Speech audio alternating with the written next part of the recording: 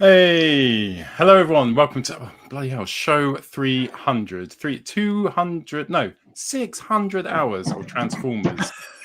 How is there still stuff to talk about? Like 600 hours talking about Transformers, and there's an additional, I think, 100 videos as well on top of the weekly show. So, wow, I can't believe our wives have allowed us to do this for this long, and we've got away with it, which is crazy. Well, thanks so much for Bisto, David, and Jack for coming on the show tonight to help us celebrate. Cheers.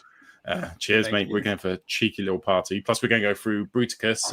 No, not Bruticus. We're going through Stunticons and our favourite limbs. I cannot wait until we finish doing the combiners, move on to something else. And then we'll have a discussion from our favourite moments in TF history and our favourite moments that we've experienced. Plus, we'll have a little chat about that brand new Soundwave from Robosen, which looks awesome and looks a little bit expensive as well.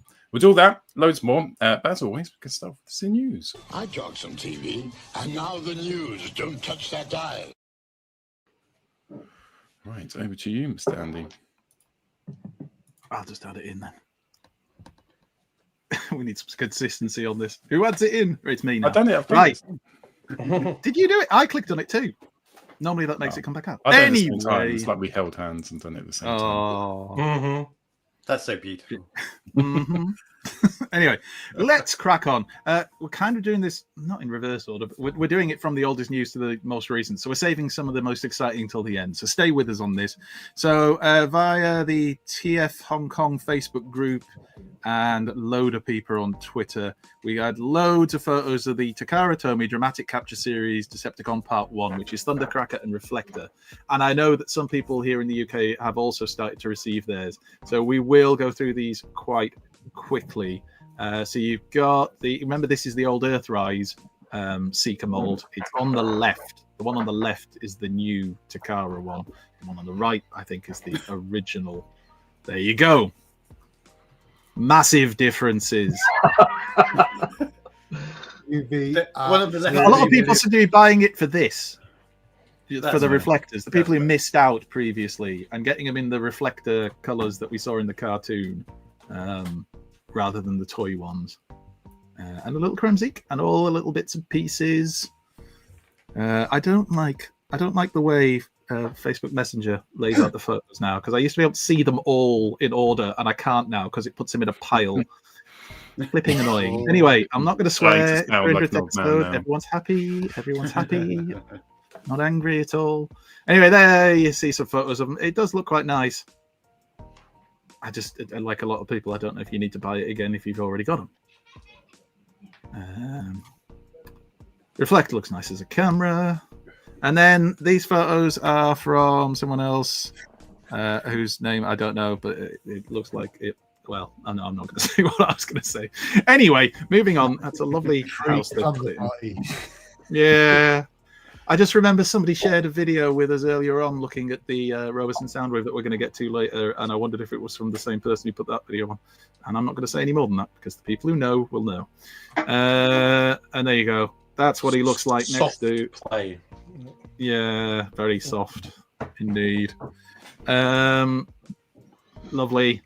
And there they are in jet modes. And I'm not quite sure what's really happening there. I think Starscream's crying for some reason. And then we had this. Thanks to Facebook user Diangju, we have our first in-hand look at the Hasbro Asia exclusive Age of the Prime Superion gift set. So it comes in a lovely box that looks like that on the outside, on the top. And you get like that technical kind of drawing on the back. And then inside, a little G1 style inner part that they sit in. And they come in that lovely, that foamy material? Foam. Foam. Oh. Yeah, foam. Nice piece of artwork as well. and stickers and other bits and pieces. I'm trying to remember everything it comes with. Collectible cards, Superion special sleeve, and additional stickers for the aerial bots and Superion that didn't come, obviously, with the regular releases. There they all are. And there we go. And yeah, I mean, it looks nice. Again, if you've got them already, I don't think you necessarily need it. But then, I was wondering if they should just start like this. Like, I don't know. I guess they like tease them out one by one, don't they? Yeah, to give us the gift sets. Well, I don't know if they work now. They were cheaper back in the day, weren't they? So, anyway, we'll move on via Baidu user LPW58 and some Twitter X users as well, whose names I can't pronounce. We have a set of in-hand images of the recently released Transformers MPG 16 Nucleon Quest Super Convoy. So this is the black Nemesis-style repaint of the MPG Power Master Optimus Prime or Ginrai. We had this discussion once, didn't we? And then it turned out we were pronouncing it wrong. Anyway, you can see the Power Master Haikyuu, and there he is in his far less interesting all-black colours. That looks so uncomfortable. When Twister goes wrong. It must come with these little figurines as well, because that's what they do on Master Force when they change. Anyway, there's the vehicle mode looking nice. Yeah, I can't say anything bad about this one. I have actually pre-ordered it. It's Power Master Prime in black to me. But yeah. I've seen the. Have you seen the knockoff version of the MPG Power Master Prime or Ginrai, sorry, yes. whatever we're calling Ginrai? Whatever it's it's like called. £8 or something. It's like hundreds of pounds cheaper, isn't it? Well, maybe not £8, but it's cheaper. And I am wondering whether I'd be better off waiting for that kind of unofficial release of this version as well, because it must be coming. I mean, if they've got any sense about them. Look at the size of those hands. They're almost as big as balls. Almost. There they are side by side. And I don't know, you put it in that black color today, it just looks better. Even though I know it's the same toy. And that is the black Nucleon version inside, joined up with God Bomber. There we go. Looks really cool. And then these are the shots that we had. There's a nice shot in here. I mean, that's a nice shot to show off the head sculpt and everything. Next to, look, there's the original. Showing off a bit, if we're being honest, but, it's still nice. And then the artwork, of course, because they recreated the G1 style artwork, didn't they? With the photo on the front of the box. So that's nice. Isn't that nice? And it just generally looks good. It looks very good. It's not cheap, but it does look good. Then Notrab, our good friend Weibo user Notrab, who has been sharing more photos of things that he has got early. So here is Age of the Prime's Razor Claw, which is their repaint of Tigerhawk. And this is based off the Universe toy, I believe, from about 2004. Yeah. And they had a boxed version of the Universe toy at TFN this year. Toy Fu, sorry, had it for sale. Right. For $1 million. I think it was about 100 quid. Because I remember it being the same price as the Scourge that I bought. Ooh. Yeah, because I also considered it. I did consider it, but it was like, I was already dropping a ton on Scourge. I wasn't going to do it twice. Anyway, it looks nice. There's some really nice photos of the head sculpt. Now, I hadn't really noticed this as much on Tiger Claw. I think I've said that. Tiger Hawk, sorry. But in his face, there we go. Look, he's got proper teethies. You know, like the G1 comic style, where they gave him the proper teeth, proper gnashes. And it looks quite brutal. I like it. Also, damaged. Yeah. Is that different? That damaged. It's more asymmetrical. The Beast Wars guys were, the Transmel 2s were designed to be very asymmetrical in the kind of so that is that appearance. I wondered if it was like a damaged thing, just to because he's the dark version. But anyway, I'll have to have a look at the head sculpt on the the original one's the same. It's they were There you go. very big on the asymmetry those days. Oh yeah. Well, as big Beast Wars fans, we're very aware of that. This stuff. Thank you. Peter. Anyway, unbelievable. Open your mind, Peter. Educate yourself, fool. Anyway, here's Studio Series Thundercracker, because we've not seen enough Thundercrackers yet. Again, photos from Noctrab. And again, look, if you like the cartoon aesthetic, I'm sure you're very excited about this. I look at this, and it's the Earthrise toy, just a bit smoother. And I actually don't like that. The feet. Ooh, no. That's about the third or fourth photo I've seen of it in jet mode, where the feet are literally just sticking out the back. So if that's actually how you transfer, I'm sorry, but that to me that's a slight step backwards to the Earthrise one. Visible feet syndrome. Not signed up to that. It's ultimate shithousery, though, isn't it, with Takara and Hasbro, because they're bringing out the dramatic capture Thundercracker, and then the Studio Series, Hasbro bringing out the Studio Series one. You'd be livid, wouldn't you? Before you before you've even received it. It's fantastic. And you paid 70-80 quid for it. Wonderful. Great days. Anyway, there you go. There he is. He's coming at you. His bot mode looks excellent. It does. It does. Very cartoony. As it should be. And a good You can hear that theme tune where they put him in that running pose. You can just hear the theme tune, can't you? And then he's also got hold of Alpha Trion as well from Transformers 1, the Studio Series toy. I like this alt mode. I still don't really know exactly what it is, but something about it just looks kind of cool. It just reeks of like 90s, doesn't it? Like some sort of Teenage Mutant Ninja Turtle toy. Baddie. Moss chops. Yeah, it's very mossy. Yeah. It does suffer from the moss. But it looks decent. Yeah. I mean, it does look just missing the cloak. That's the only thing. Do you think they'll release a version with the cloak at some point that, with slight repaint and charge another extra tenner on the top? Because I'm sure he had a cloak in the film. Toy Hacks will do a cloak. Yeah, someone will. Yeah. But he's posable. He's well articulated. If you stick him in a claw, you can get that pose. Subtle black claw stand things that the Noctrab uses. That's a good shot, though. I like that one of him running. Coming at you.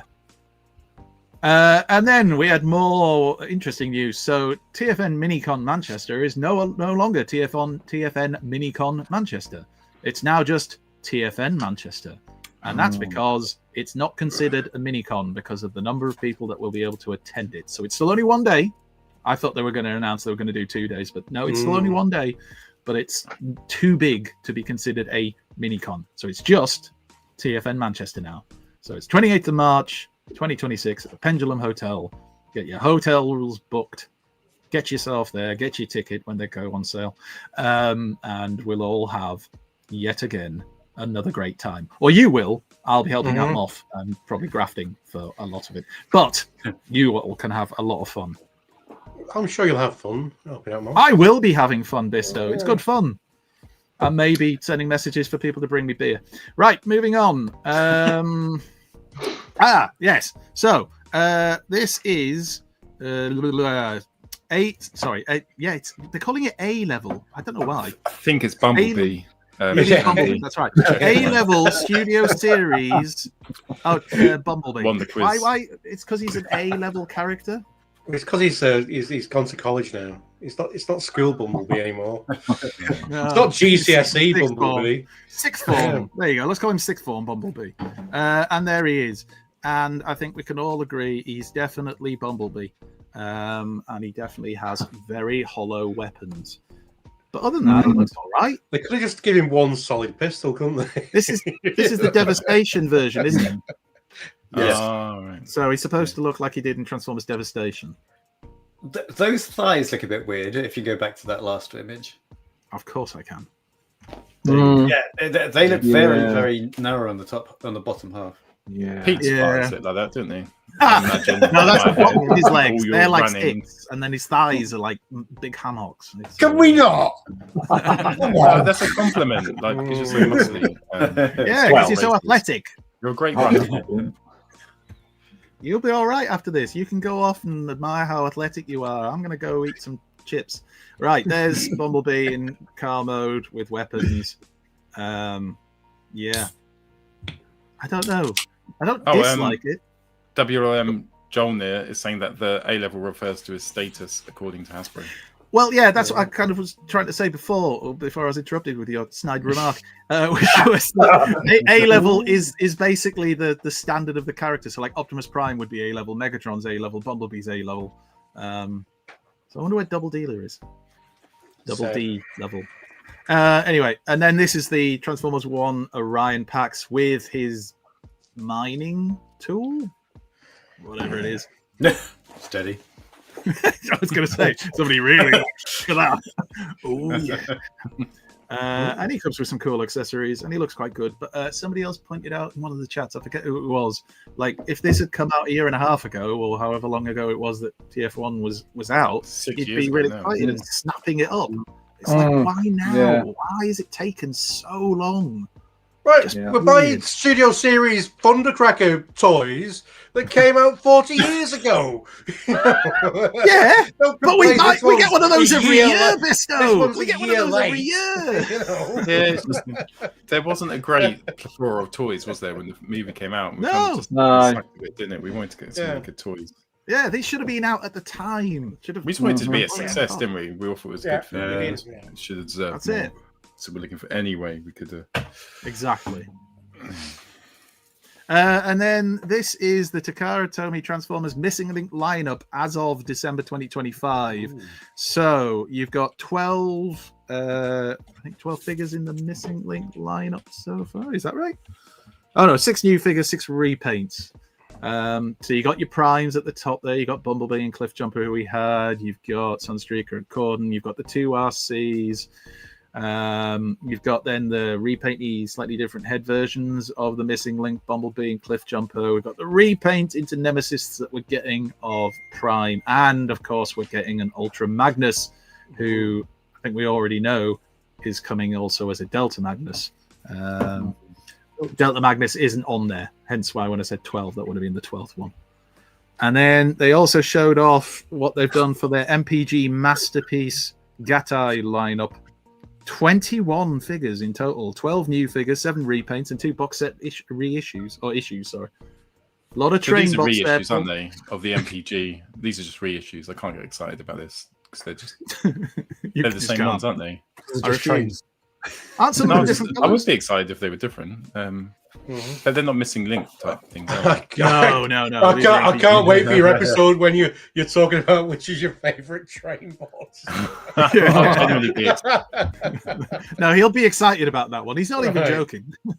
And then there's all the other MPG lads that they've had. Masterpiece is dead. No, it isn't quite clearly. And there's some of the other. Oh, and there's Rat Trap. Beast Wars. Pete's favourite. Definitely his favourite. He'd love one of those for Christmas. I still can't get over it. It's like 250 quid for like a grapple repaint. Yeah, Yeah. it's insane. Isn't it? Was he really popular in Japan and just we didn't notice? He's like Maybe. A level, like Bumblebee, Prime. A-level. Come on. Why are we not clicking? There we go. And there's Delta Magnus that we mentioned before. So Amazon Japan shared photos, or stock images at least, of Missing Link C11 Delta Magnus for your viewing pleasure. And this is, of course, the Diaclone-inspired redeco. So you can see his posability. You can see the inner robots and his configurations and his little partner, Power Drive. There he is. He's very tall. Gotta find the space for that one. Come on. Can you see my toe hook? Very feety tonight, isn't it? A lot of It's feet. very themed. One for all the foot fetishists. Thanks for tuning in.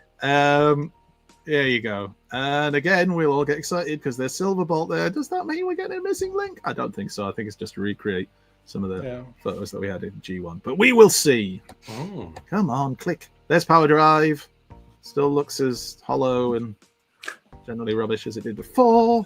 I remember saying more discussions from like episodes, like 200 episodes ago. Wouldn't it be cool if they got the original G1 toys and fully articulated them? Yes. Now it's here. I'm not bothered. I'm not that bothered by it. It's weird. I thought I'm so up for this, but I am just for Ultra trying to Magnus. please you, Paul.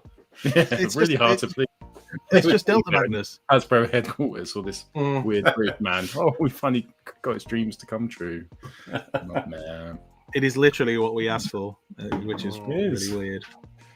Anyway, it comes with lots of bits and pieces, Diaclone Driver, all that gubbins. Right, we'll move on.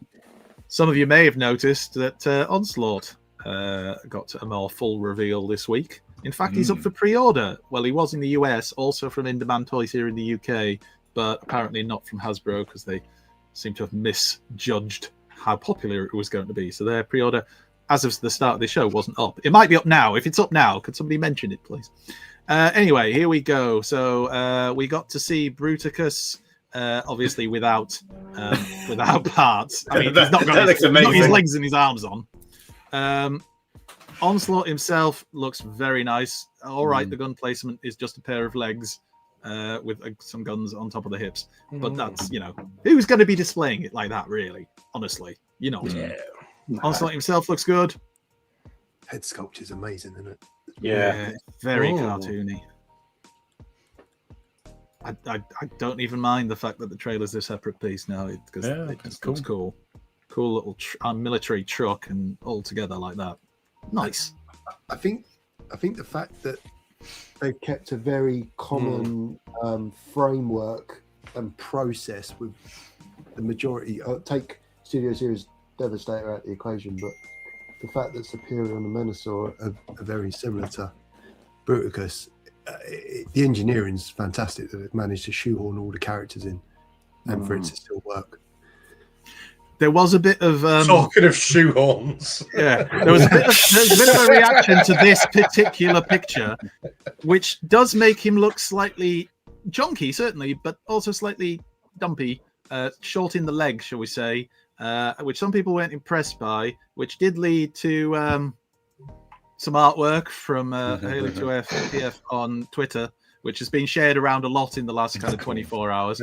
I like that one. And also our very own Paul Farrelly, who just did a little bit of adjustment. It's 10 years of Photoshop training paid off. Shrink legs. And somebody else, I can't remember who did this one. Which who was this one? Do we remember? Anyway, no. It was somebody in our chat group, wasn't it? Oh Dave. God, who was it? I think it might have been Dave. Well, anyway, Fisher Price, my first Bruticus.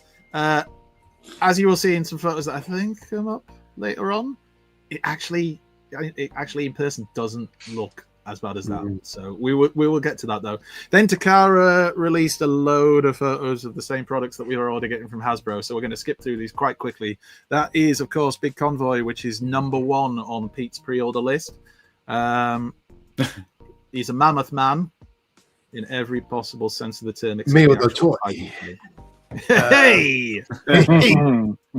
Big hairy trunk. Anyway,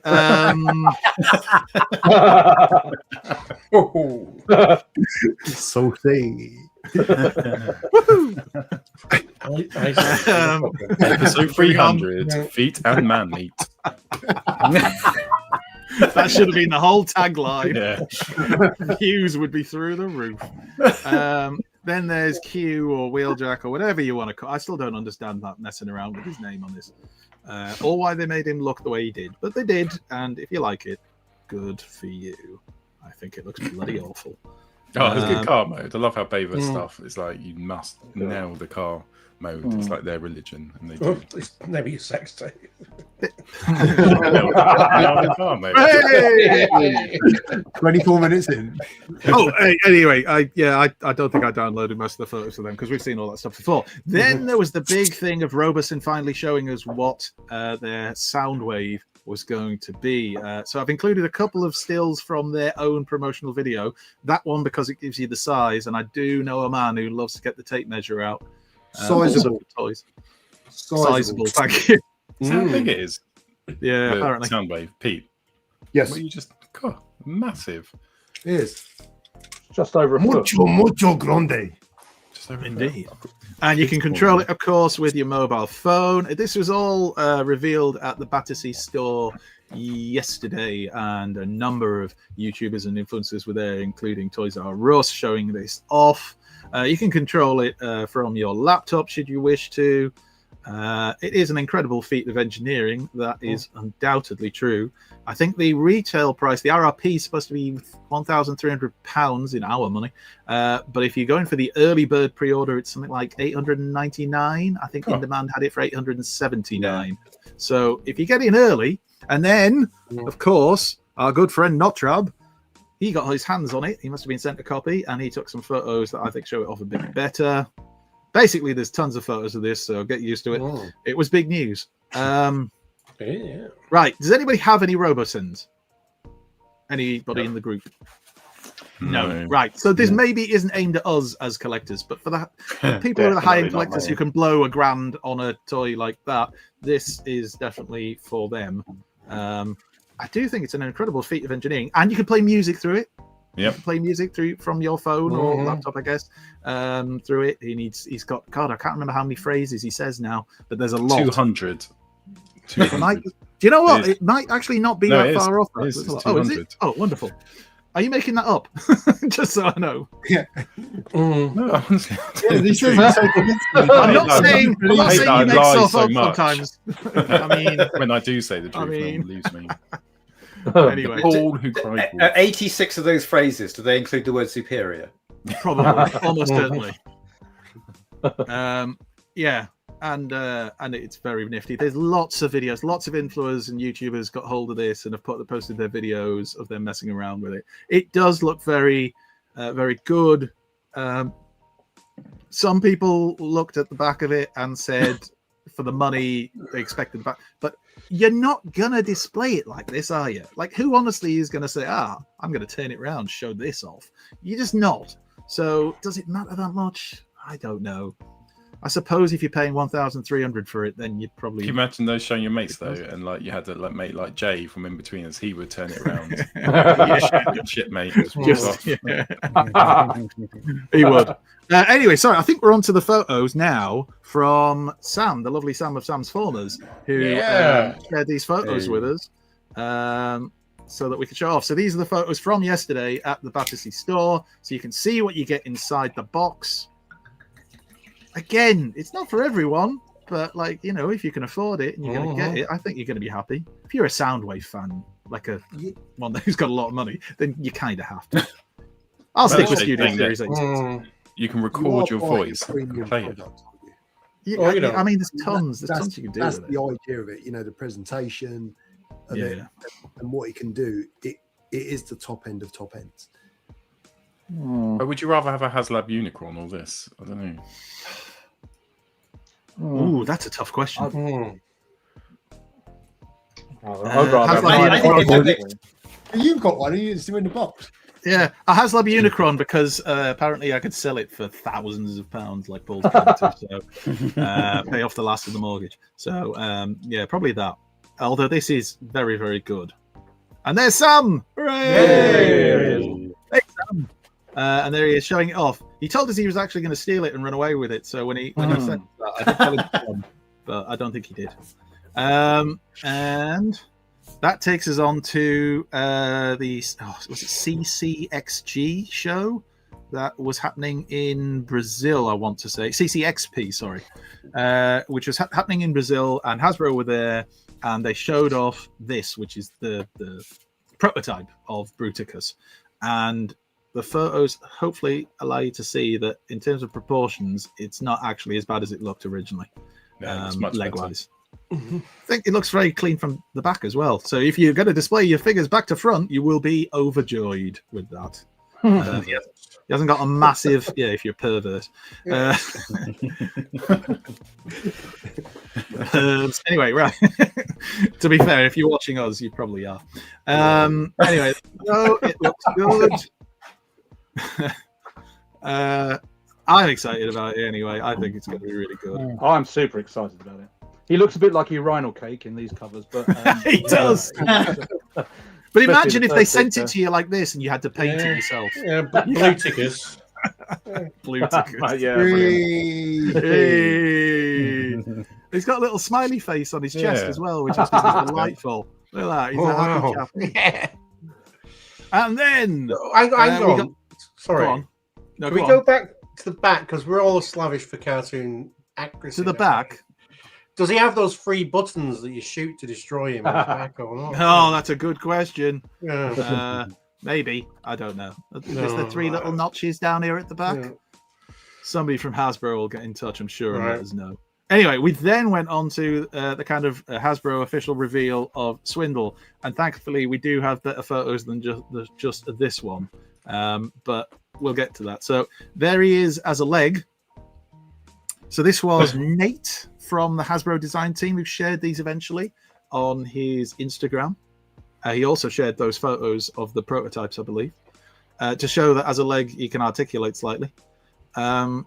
Oh, that was a side-by-side with the Combiner Wars that somebody did, and I can't remember. It's crazy, who it isn't was. it? Like Combiner Wars, when I think back to it, I think, oh, it was so good, and it is good. Like, but when you compare them, there, it's such a step gap, isn't it? In how good the new one looks compared to the old one. You're like, oh yeah. I mean, yeah, the new one craps all over the old one from a great height, unfortunately. But the old one at the time felt like it was really good. It was really, of the combiners I had, it was the most solid one. And it's the Combaticons, who are one of my favourite combiner teams. Yeah, same.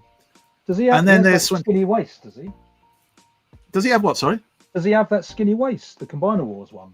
Yeah, kind of. Although, I think on that one, you could he's move got the arms his legs. down. Like, he's got his thighs facing out. Well, I think that's what the thighs are meant to do. But I don't know what I'm talking about. This. The I remember Combiner that you could make the thighs thinner. Yeah, you could turn the legs. legs. It looked a bit more less. The Combiner Wars waist is kind of like us at like age 20, and then the right one is us about now. Yeah, that's us now, definitely. 100%. Anyway, there is Swindle then. So this is what he looks like. So he's a Voyager class toy. Whether he's deluxe class sized, I don't know, but he's a Voyager class toy in terms of engineering. He comes with some extra bits in a trailer, and there's some speculation about the trailer. And my guess was it was going to be the weapon for Bruticus, and it is. So hooray for me. Well done. Thank you. I expect a prize. I think it looks really good. Anybody have any issue with this? No. Good, because I'd have kicked you. Anyway, I even like the Jeep though. It ain't perfect, but it's good enough. I like it. I like it. It's more simple, more refined, and I'm guessing the big gun can go on the back of him, and he can run around with the gun on his back, like the ultimate Jeep Meister. It goes on his shoulder, I think in one of the previous photos. See that little black pivot type thing? There you go. On his in his alt mode. In his alt mode? Yeah, there's a little black. Yeah. There you go. Oh, that's exactly what I was thinking in my head. Well done, Hasbro.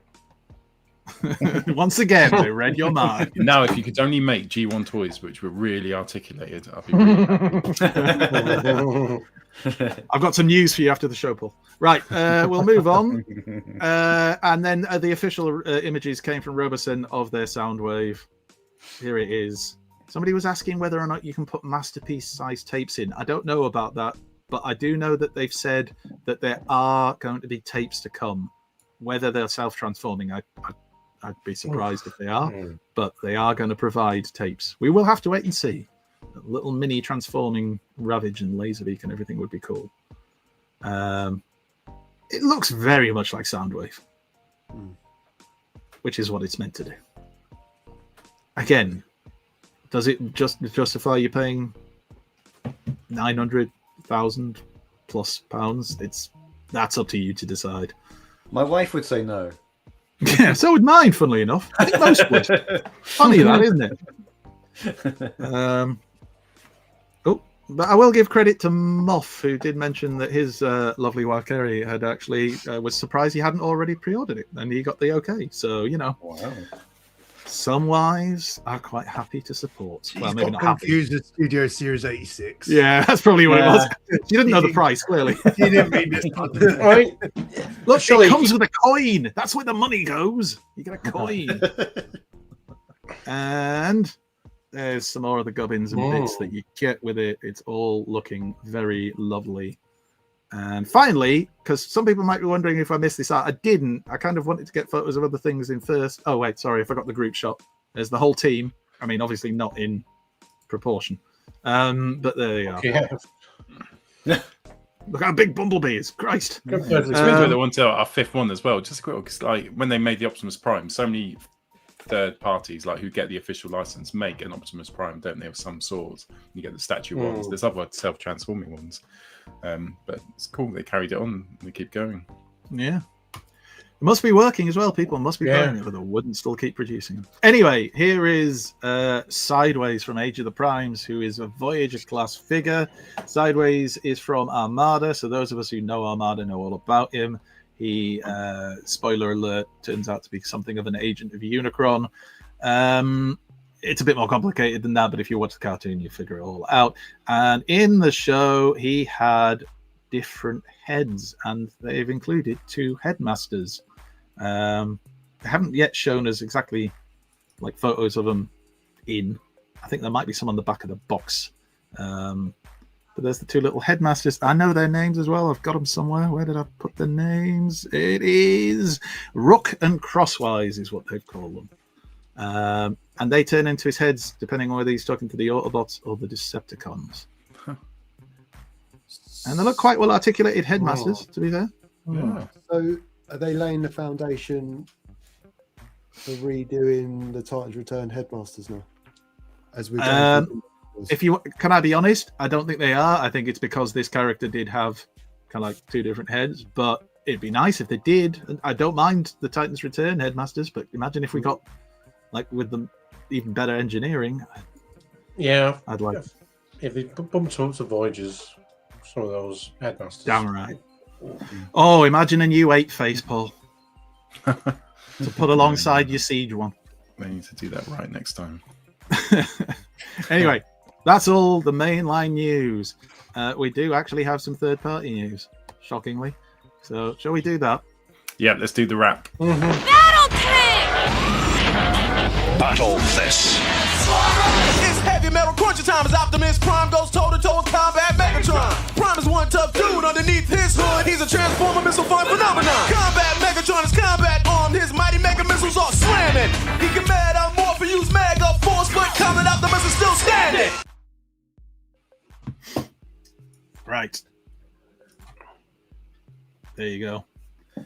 Right, we'll start off with a bit of Doctor Wu action. This is Doctor Wu's workshop, DWE43 Patrolman and DWE44 Grasshopper, Microscale, Prowl, and Kickback. So these are teeny tiny Doctor Wu, Prowl, and Kickback. Prowl looks awesome, doesn't he? Look how cool! Like, he's proper small. It's like the size of a Monster Munch. Which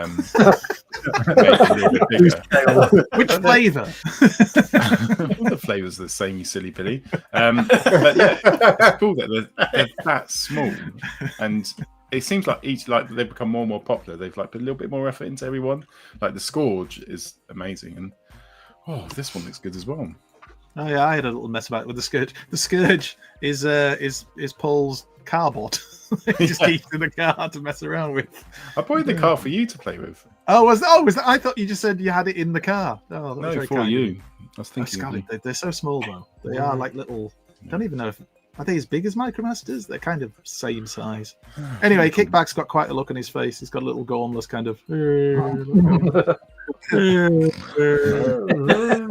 Like somebody's dropped in on his head. So he's there. These look great with your Titans. I think I've said this 1,000 times, but they do look very good with your Titans. So if like you display your Titans in their city mode, you can have these guys all over, have a battle scene going on. And it's Doctor Wu, they're good.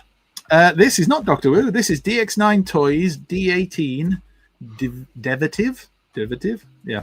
MP scale Prowl from a Weibo user in China whose name I cannot read because I don't read that language.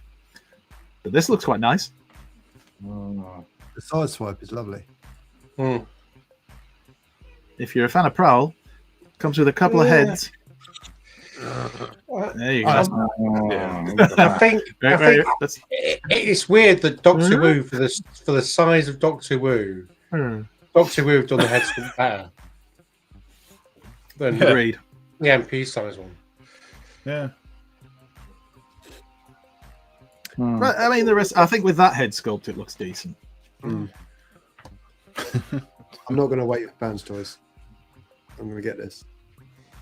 I'll get rid of this. Yeah, maybe. I don't know.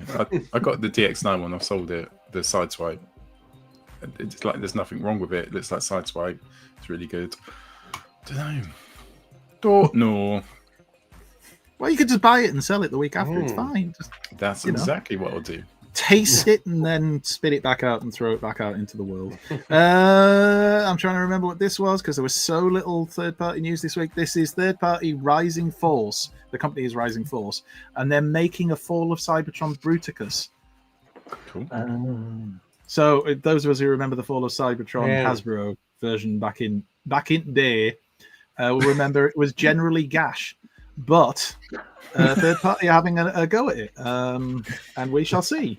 Obviously, hopefully they won't just look like the card from Soap when we finally get it. This is now G1. You know, it's like, I remember when there was a cartoon and there were toys and there were rubbish. There was a computer game, and that's rubbish as well. So it's all rubbish.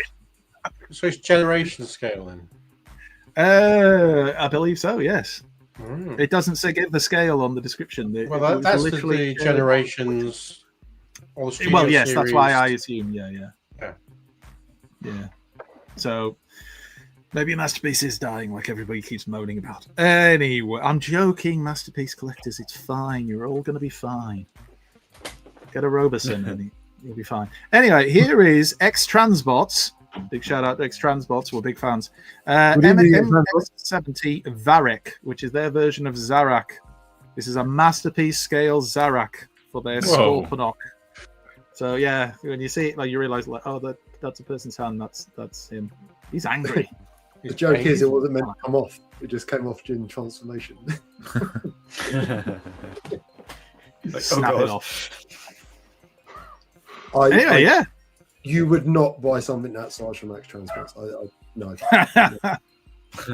We shall see. You might. Metagate. This is Metagate's G04B Aeroblaze, which is a Masterpiece scale Hydra from Beast Wars Neo. Which, correct me if I'm wrong, but this is like basically like a repainted version of Pterosaur from Beast Wars.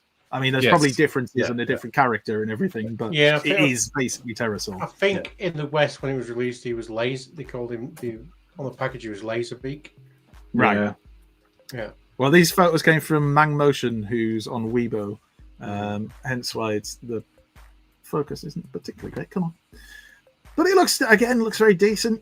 If you're a Beast Wars fan, especially Beast Wars Neo, whoops, skip through. It's fairly clean. It's got cards like mine. It has actually. It has actually got your legs.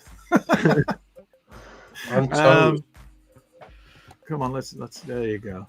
I think it looks all right. I mean, it's not for me, but if you're a Beast Wars Neo fan in particular, I can't imagine you're eating particularly well at the moment. So here you go. Get this guy.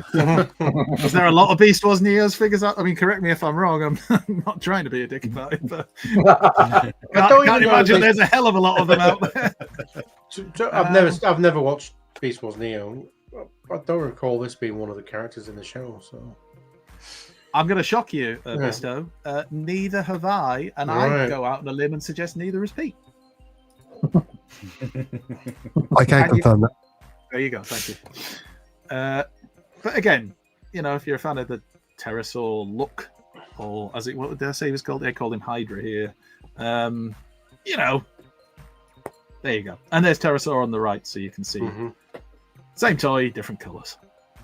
Happy days. In the interest of Beast Wars fans, that was slightly bulkier than Pterosaur was. Oh, okay. It was kind of like that was some kind of beefy shoulders going on there in the bird. Here we go, Sean. In the bird mode. Again.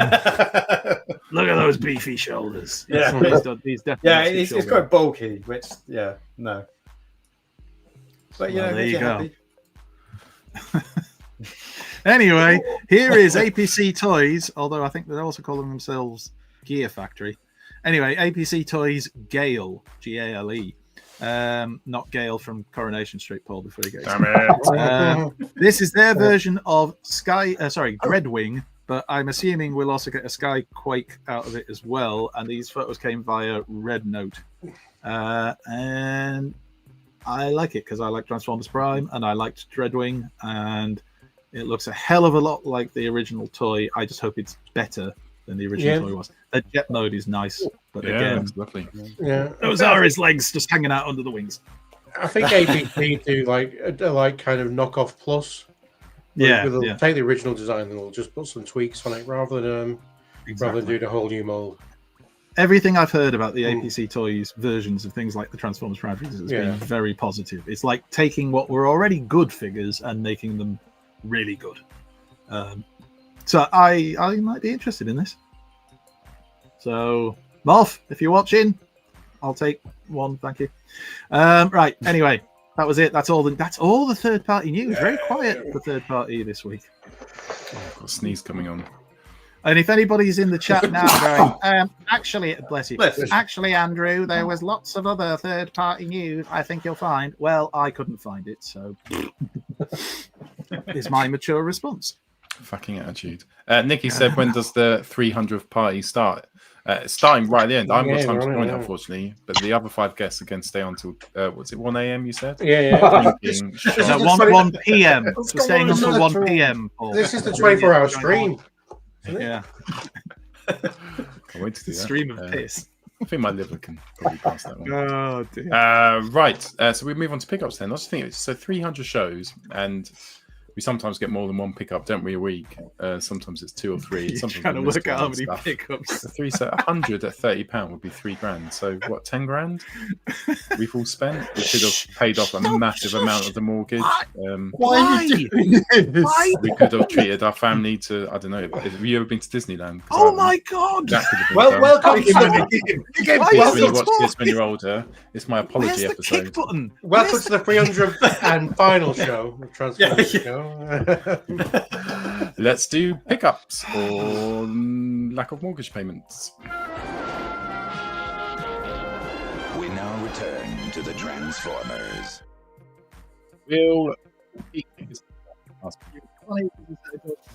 Anyway, You joke's take the on top you off. because I'm squatting. Right. Anyway, go on. What were you going to say?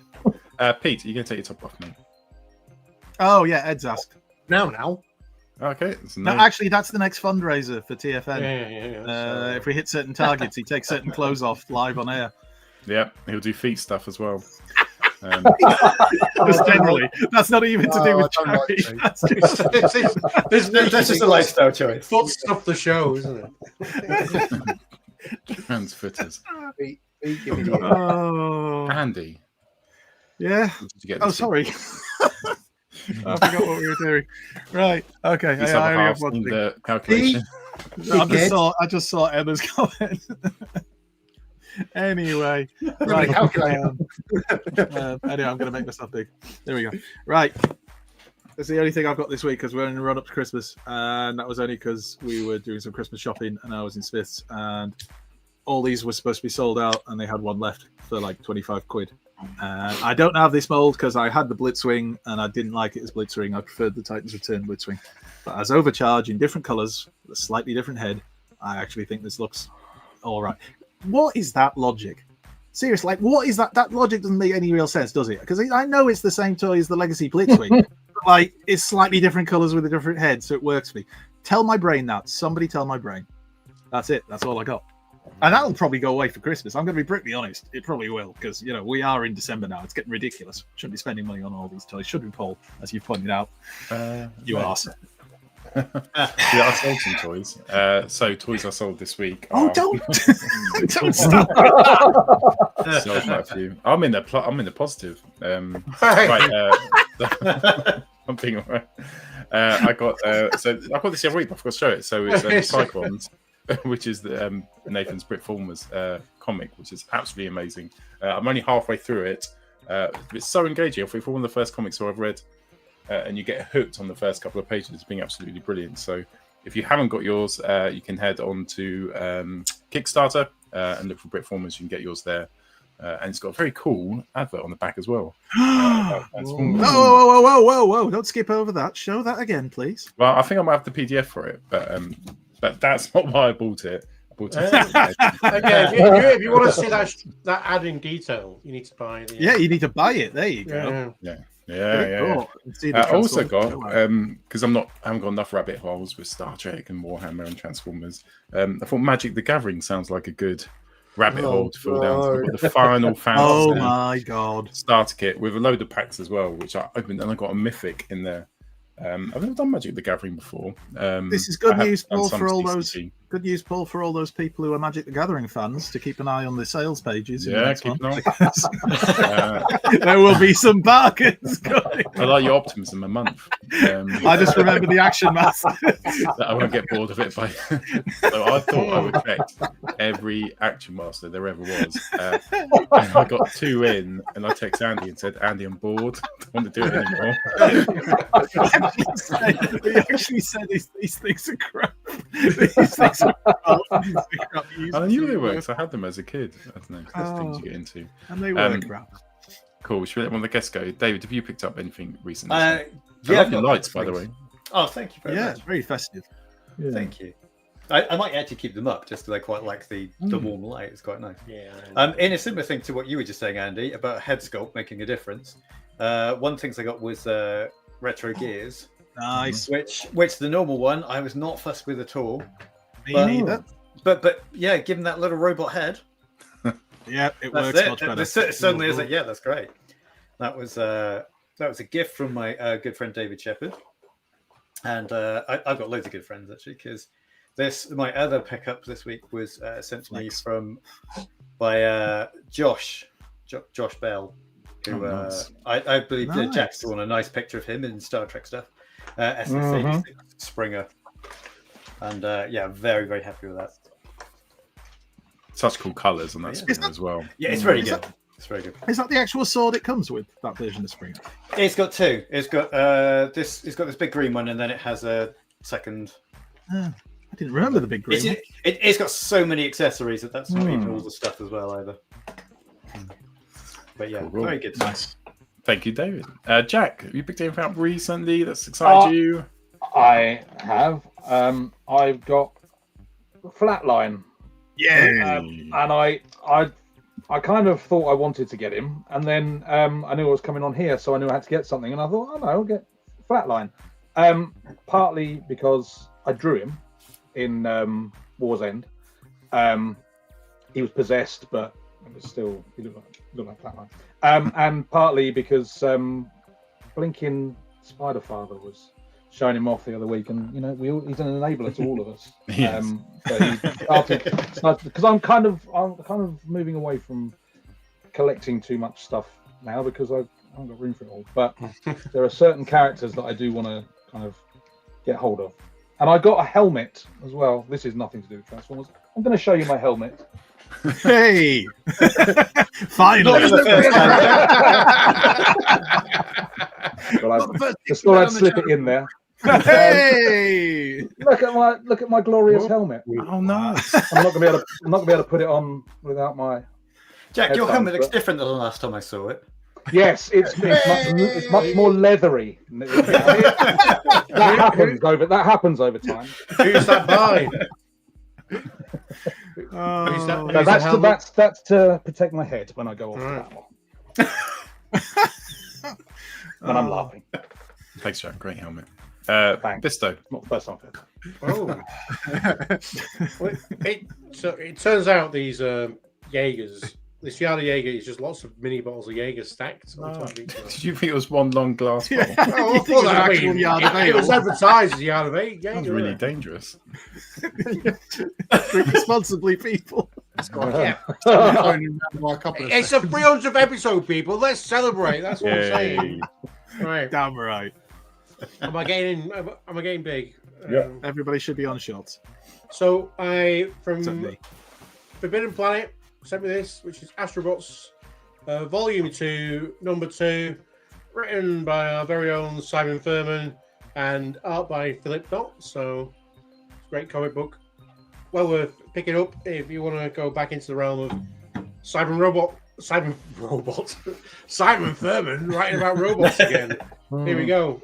This covers by Nick Roche. So you picked up some of the robots on the first. I have, yeah, didn't you? There's some pages in this where there's some robot rhinoceroses, and I'm like, I need to, like, time I see Simon, I'm like going like, did you just add robot rhinoceroses, or is that something that might get released at some point? You know, but that's cool. From Graham, I'm part of the TF UK guide Patreon, Nice. and so they sent this on, and it's a focus on the issue Prey, which is one of the storylines that was coming out.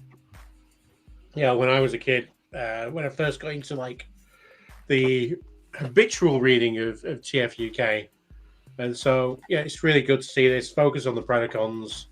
Like kind of this that weird story like where they pretended to be Autobots for a while to beat on Megatron, and they even put like one of these classic adverts on the back of it that was probably written by his news agents with his name on it. And I wonder if we send Graham the robot points if he will provide us with one of those. We don't know. But and then I was panicking. Oh, I've got 2 comic books. Is that enough for the 300? It's the 300th show of Transformers, a show, for fuck's sake. Pardon my French. So I purchased this guy last minute. I bought him. This is Spartan. Cost me 300 pennies exactly, and which was a good deal from a very reliable seller. And so this is like MMC's. Like this is for me was peak third party, the stage when third party were making toys which we thought we'd never get, and eventually we did get.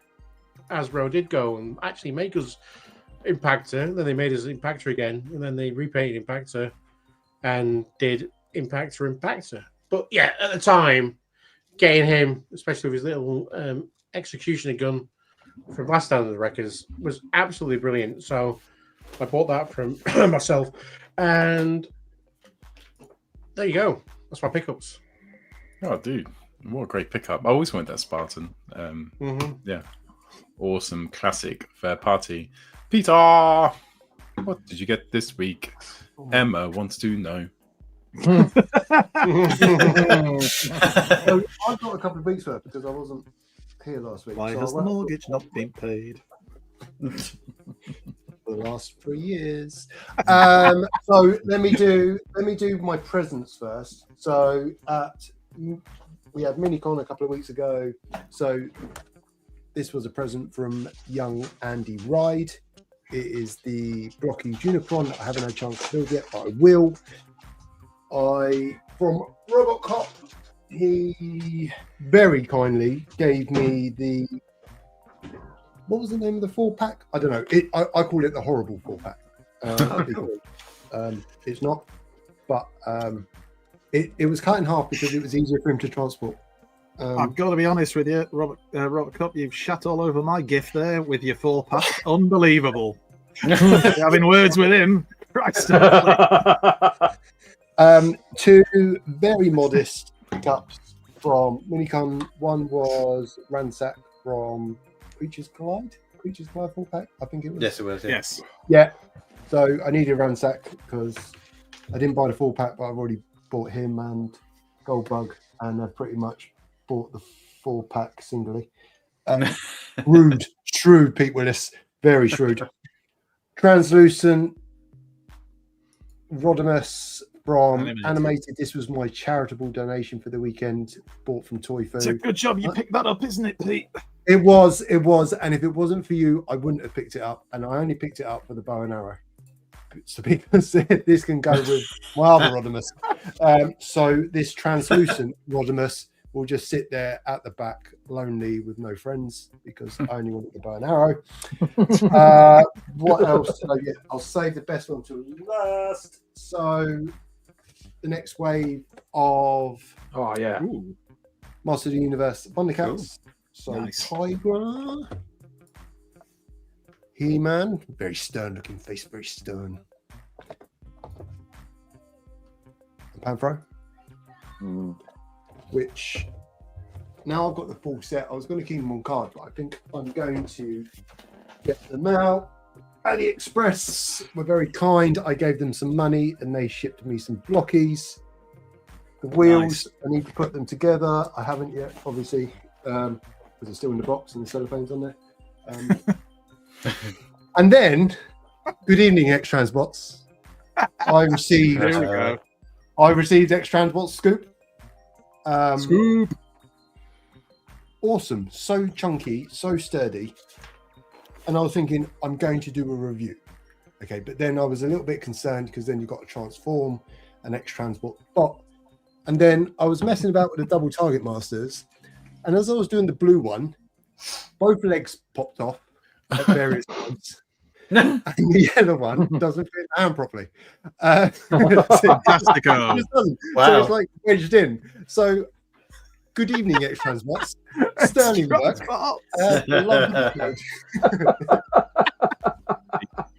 Oh, dear. And we buy them. We still buy them all the time. Yeah, still bought it though, didn't you? The absolute comedy, right? There's the QC sticker. Well, to be fair, it's not on the target masters, is it? No, So- no, this is There you go. no. You're very right, Andy, and I'm not going to find out if the QC's all right on the bot. So that will go on the shelf in homage to the other X-Transbots bots that are there and just look pretty. Pete, do you realise that poor Mick in the comments went through the first hour thinking he was getting a Blockies free show? Ah, Almost made it. Mitch is my bad. open your world to blockies, Mick. Yes. Pathway to Blockies would happiness. never let that happen. They would not let us go 1 week, would they, without some sort of news or No. release or new thing that they do. Should we have some foreplay? Which tonight is the Stunticons. Yay! Lynn, these are sex people. What do you mean? They're sex swappers. Lynn, this is DEFCON 1. Look. Look. Don't make the same noise as them. Don't think you want to join in. Skywarp SES has asked, how many shots have you done off camera this day? I can answer my eyes. I'll take this one. Is he I'll take this one. Two. Oh, just two. Just the two. Just two. Have you muted yourself while you have something to do? It's just two shots. Not everybody's as conscientious as you and mutes themselves when they have something to eat when they've been on this show. I think Lucas ate that. Great. This is great. You'll need the energy. Would you like to go first, Pete? I'd love to go Last first. time. Paul, thanks so much. If you could share, share the screen for me, please. So my pick for Stunticons, which I think it's fair to say are equally as boring as the aerial bots. Oh, so Here we go. Oh my God, he's been on the Jägermeisters, Pete. What are you doing? I've gone with Wild Rider for one reason. Well, no, two reasons. First reason, someone else has already got Motormaster. The second reason is whenever I think Wild Rider, I think Wild. Really? Look at that northern powerhouse. Yep. It's the name of his sex tape. You know it, personally. Oh, no, you personally. Well, maybe. Anyway. What happens at Minicon stays at Minicon. Anyway, that's lovely. Thanks for sharing that, Pete. I wish I could say it was for any other reason other than it's got the word ride in it. I've got zero interest in the Stunticons. But you know what? you know, it works, doesn't it? So there you go. We're only doing them because we were supposed to do that week. We cancelled the show. The worst thing is, so reminding us that you haven't done the Stunticons yet. Would have been the I zone in and out, don't have the chat because I have work, so I do a bit of work, and I come back in the chat, and I left the chat, and we were doing the Technobots, and I was like, oh, yes, can't wait to do the Technobots. Yes, can't wait the to do the Technobots, I'm excited about. And then I'd left the chat, gone to work, and this whole discussion about, oh, I suppose we should do the Stunticons. Oh, I came back, I was like, we're doing the Stunticons. You're driving Bisto to knock back at your So I'll go next. So I chose because I think the four of them all look the same. I don't sound combined a racist, but they just the four of the limbs. I can't tell the difference. The only one I can say there's any difference. They all look like cars, and they all look like quite similar cars, apart from the one which randomly's got 6 wheels, which looks ridiculous anyway. But I actually did love Motormaster when I was a kid, and my cousin had it. And it just had one of the most satisfying transformations in how the cab becomes the feet. I loved it. I was like, oh, it's so good. And his little head was in there, like almost, I used to think it was like a television set. But yeah, I really, really loved Motormaster as a kid. And the G1 toy, just absolutely sublime. I kind of really liked the Combiner Wars one as well, because I didn't have him. I had Optimus Prime, who I think was based on the Motormaster mold, the Combiner mold. And again, it's like it was completely different, obviously, to the G1. But it's like they took their ethos of there has to be an absolute chunky, massive, big transformations with huge limbs going in and out, and was just a brilliant transformer. Really loved him as well. So, yeah, I got in there quickest, I guess, and said Motormaster. It's not going to be enough, is there, to go around? Well, I mean, there's going to be potentially a repeat. Yeah, we didn't. I don't think we colluded. Ah, okay. So it could be we could have double limbs, right? Yeah. Sounds like shit. It can happen sometimes. Jack, do you want to take us through your favourite limb? Yeah. Well, you say that you're assuming that I'm going with a limb and not. I'm still talking about Stunticons. Bit of an listen. I feel like, I mean, only. Two have spoken thus far, but it feels like the Stunticons are kind of frowned on a little bit by the group, and I'm disappointed because I love the Stunticons, and I think I might approach this as more of a thesis than the rest of you, because you're all just like, oh look, he's got a telly for it. I think that I think it's my reason. I think that was 6-year-old me who said that. And I think they're all right. I think they're fascinating because every one of them represents a mental illness.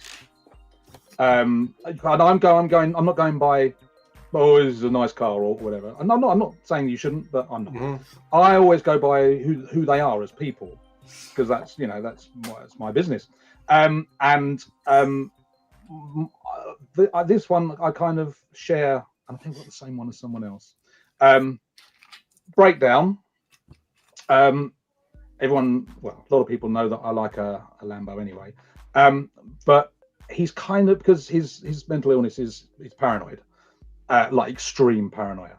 So he's kind of like Red Alert without the support system. Because who's he? He's just fallen in with this bunch of maniacs. Who's going to be saying to him, "It's all right, mate.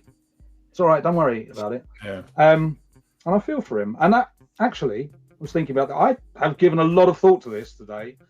I'm not sure that all of the Stunticons are evil. Motormaster is a bad guy. Dragstrip is a nasty piece of work. Those other three, I defy you to tell me that they are evil. I think they're just. Think they're. Wild Rider would not be fit to stand trial. You can't tell me he's evil. Breakdown is paranoid, so he's constantly thinking people are after him. So he's going to be doing all sorts of irrational things for that reason. And Dead End is super depressed. I don't think they're bad boys, those three. I feel for them. Breakdown as well. If and then I've got a little bit of annoyance here, if you will allow me to just go a little further. Yeah. RID 15 had brilliant Stunticons, and they were chunky and they would have been brilliant toys. We got very, very poor toys that were obviously aimed for younger kids. But I would love it if they did, like, you know, they might now, we never know, because they're basically the same car, really. You could just repaint them with different heads. Big, chunky. Wild Break would be my pick because he's an idiot. That's me. I'm done. RID 2015, especially like the leader class, where the warrior class, I think they were called, but those toys were brilliant. Like, just really well designed toys. Yeah, really yeah, we got chunky. some really, really good toys in that. We didn't get when the Stunticons came to the show. I was like, yeah, I love all the other toys. Yes, give me these chunky boys. No, nothing. Who's the one which was the one with a shrimp or a lobster? Bisto. Yeah, he was awesome. Cool. Right. RID 2015, the show. Yes, Dave. Should we go to you, Bisto? Sure. I'll just echo what Jack said. I love that, like, you know, in the 80s, it was like, you have a mental disorder, we'll make that your entire personality. And, you know, we had the paranoid breakdown, got the nihilist, depressive dead end. My favourite, Pete's already stated him, and stole my Andy Ride joke. It is Wild Rider, the manic, the actual maniac of the pack. Wild Rider is a cool name for a Transformer. It turns into this charcoal get grey with red windscreen Corvette, absolutely beautiful car. But the fact that he's just this absolute nutter of this team of Decepticons who are cars. He is the one who will do the most stunts, who will throw himself, the stuntiest of the Stunticons, if you will. And I just absolutely, when I was a kid, I got the Stunticon gift pack for Christmas. Nice. And that was precious to me. So I think the Stunticons have always had in my heart and in my memory as being this just absolutely fantastic.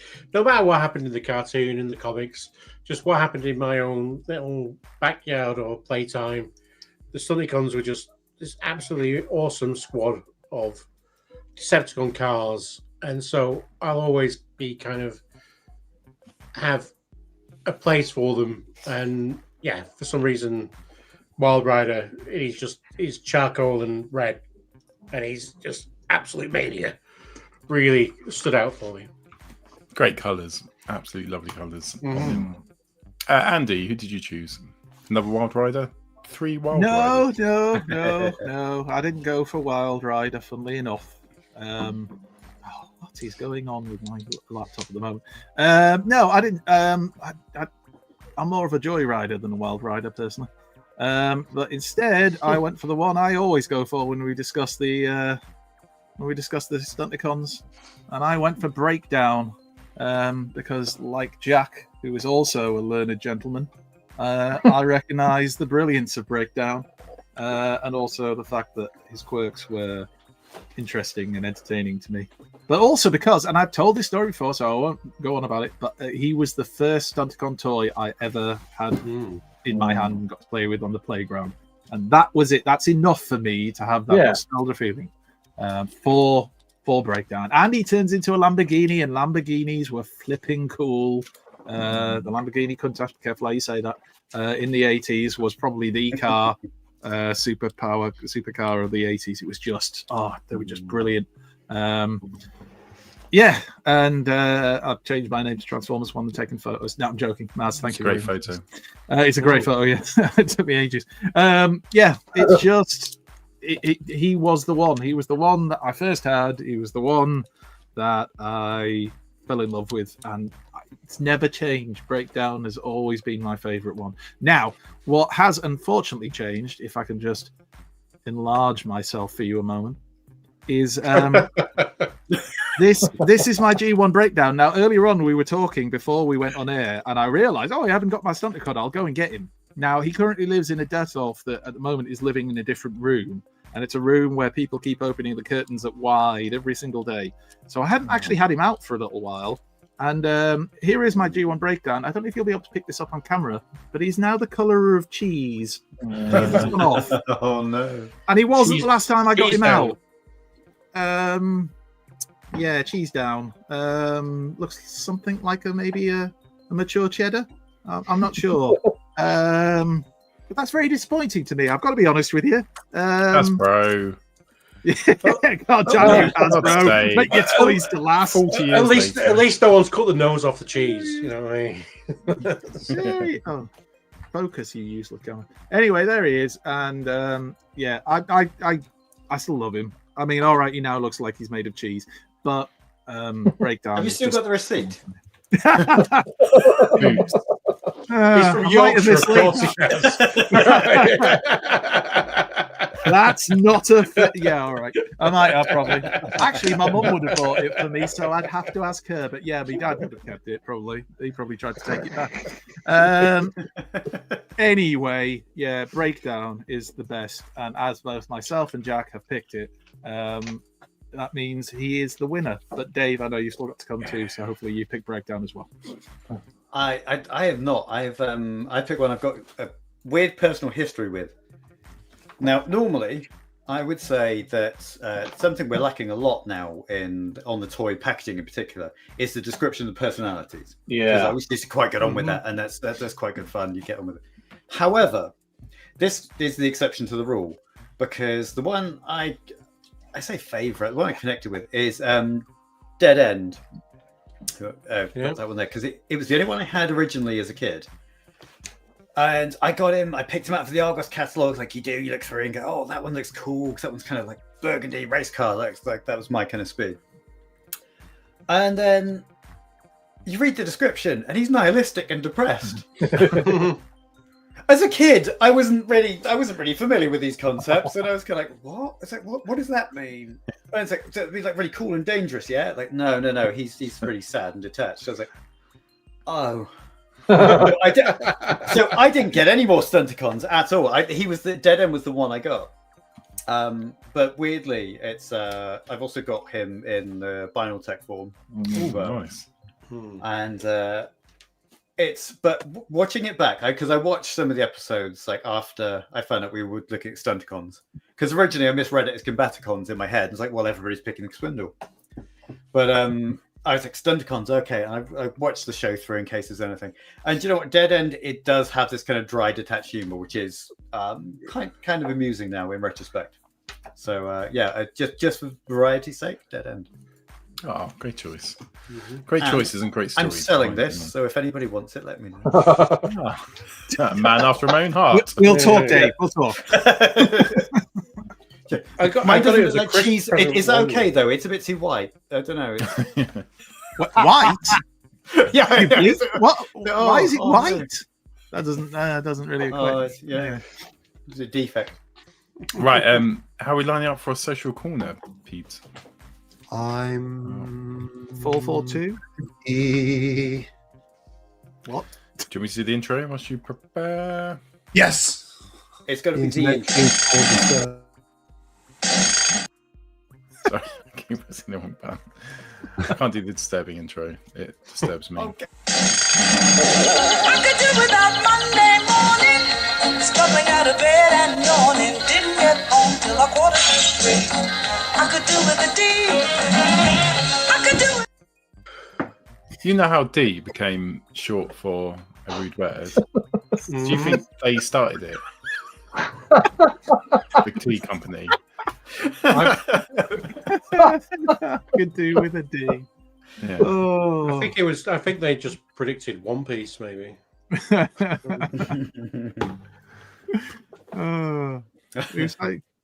Who's saying bring back? Oh, Mick. Mick wants you to bring back the old intro. I'm upset we didn't get the proper social call intro there. Yeah. The next TFN, I'll do it for you in real life. I'm letting the words. Oh no! Silently. For hours. If anybody sees me at TFN just rocking backwards and forwards, that's actually what's happened. Right, we could do with a B. Hey! It took us 300 episodes, but we're finally getting segued. Finally, he's funny. Hey, no need. Too far. BB4 on Blue Sky with a TF1 Bumblebee, which looks bloody amazing. Awesome piece of artwork. Yeah. Boxcoy again on Blue Sky with animated Jetstorm. Oh, that's cool. Very cool. Dustin Price with everyone's favourite robot insects. Extra beef. Really cool. I really like that. Chunky. There are some very talented people in this fandom. This was, bear with me, un momento. This was the only picture I didn't make a note of who drew it. This Very was good, Mono 800 on Blue Sky, celebration of the Bruticus reveal. He's Awesome revealing piece. himself right there. Push for us. He is packing. Anyway. Gestalt Geek. I just Convoy can't go wrong, as Lily says. Well, I'll let Lily finish. It's so cool. It was like a cool 90s advert for Space Marine, the board game. How they set it up. It's really nice. Yeah, Marlboroughs. A smoky night. Wasn't even deliberate. He was just having a fag. That looks good. Love it. They are very good. Then. I love that. Oh, look at that, man. Yeah. G2 isn't a thing. Space Hulk, yeah. Sorry, Mick. Space Hulk. We saw this picture earlier with the reveals, but it's very it is very excellent. true. So clever. So clever. So the next two pictures were shared a couple of months ago, but I never saw them. So they were done by NTN Art on Blue Sky, and it's Soundwave as a television unit. And then this week they've done this individual's done the cassettes as VHSs, and they just look quality. They're just such a clever reimagining. Genuinely very clever. So I stumbled across this today. Steve Cook, I think SD Minster on Blue Sky, has made a a scaled version of our Master Prime out of cardboard. Wow. And there's a thread on Blue Sky, so I encourage you to go and find it on Blue Sky. But I picked just a few of the photos because he's put up his the drawings and the cardboard models and stuff. But this is a normal sized man for scale. It's just incredible. So clever. Like a teacher. Wow. I was just going to say, is it your school teacher? Yeah. Look like a... We need some kind of cosplay or cardboard. I like it if he wasn't a teacher and he was actually a nuclear physicist, and they need that big picture in the background to remind him, what nucleons go, what Nucleon quest. Yeah, in a power plant. What if we don't know? He could be really tiny. But he's actually 8'6". Yeah, he's 6 inches tall. Tiny man. Oh my god, he transforms. I didn't realize he was going to transform. There you go. He made it with his class at school. So that is amazing. Genuinely a fantastic piece of engineering. That's very cool. Oh, my teacher just used to push us and hit us. Are you sure that was your teacher? I mean, but at the same time, is it not also an equal abuse to just turn up into a school and going, "Hey kids, what I want you to do this week is make me a cardboard." They've been working on it all year. They've all got E's. I will grade you on this. And that was socials this week. Oh, great socials. Does that mean it's quiz time, Andy? Oh, shoot. Yes, I guess it does. Oh, extended quiz. Oh. Let's get quizzical. Okay. Quizzical. All right. We'll use the Star Trek. Here we intro. go. Thanks, Tom. There we go. Not the That was longest quick. intro. If you want to go to the toilet, Maybe that's not the Anyway, intro. Wow. Choose. Right. We all know the format for the quiz. For those who don't know, might be first-time watchers. Hello. We do a quiz. It's like what we call in the UK a pub quiz. It's normally 5 questions. I did 10 questions and a tiebreaker for this week's, just because I was kind of bored, and I thought I'll do something different for this week's. So 10 questions. Some are multiple choice. Some you're going to have to actually think of an answer. I have to ask you all now, those of you who are on the show with us, our panel, to go into the private chat now and make sure that you cannot see the live chat for the duration of the quiz to avoid any cheating. Paul. And then what we'll do is we'll go through the questions. We will struggle to keep a track record of everybody's scores, so try and remember your own score and don't cheat, because I can't be bothered to try and do it. And at the end, we'll realise that the real winners were all of us who took part and enjoyed ourselves. And probably Paul, because somehow that's how it works out. Okay, so don't be nervous. It's all just a bit of fun. Just a bit of fun. And all questions... The chat will take part and they'll answer. Oh, yeah. Go back to their answers and let them know if they got it right or wrong. Yeah, after each They're question... saying, have you put share the your same answer. bloody letter for all the answers this week? You'll have to wait and see, won't you? Last week, I'm he not put giving out B any as the spoilers. answer, and you'd think if someone said B like 4 or 5 Nobody picked times, it up. you'd catch up. No. Nobody Over our picked up on it heads. till like the end. Maybe in the chat they did, but nobody on the show did. Right, okay. So, Bisto, you look worried. It's not. There's no maths questions. That's just my face. That's my natural face. I I have natural worry face. I thought you were counting up your Jägermeisters. Right. Oh.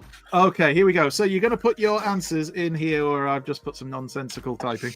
And yeah, let's have a go. Let's crack on. I've got to remember there's 5 of you to answer for this. So here we go. Question number 1. Chat, join in. Please do join in.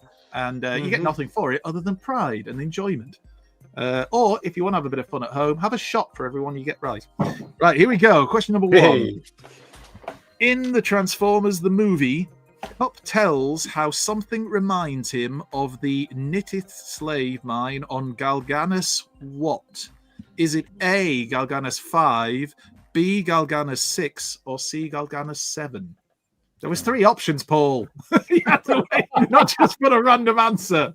Was it A, Galganus 5, B, Galganus 6, or C, Galganus 7? All answers to these questions were fact-checked on TF Wiki. Any complaints, please direct them to the wiki, because I don't care. Right, I've got all your answers in. Let me just break them up a little bit. Right, okay, let's have a look. So, Jack, you were in there quick. I mean, not as quick as Paul, who wasn't actually waiting for the answers. Jack went for 7. Paul, you also went for 7. Bisto, you went for 7. Pete, though, he went for 6. So did David. And then Bisto, you answered the second time and same answer, which was 7. Classic Bisto. And in the chat, we had Sunstreaker went for A, Skywalk went for C, Bumble went jumper A, Mick A, C. You can read in the chat. A. Mainly A's in the chat, I would say. Okay. Mainly A's. The correct answer, according to the wiki, is Galganus 7. So that was C. So that Wiki's means wrong. Bisto, you only get 1 point from Bisto. I know you answered twice, but only 1 point. That Bisto, was a Paul, misfire. and Jack, you all get a point. 1 point Yay. to you. Wait, Woohoo!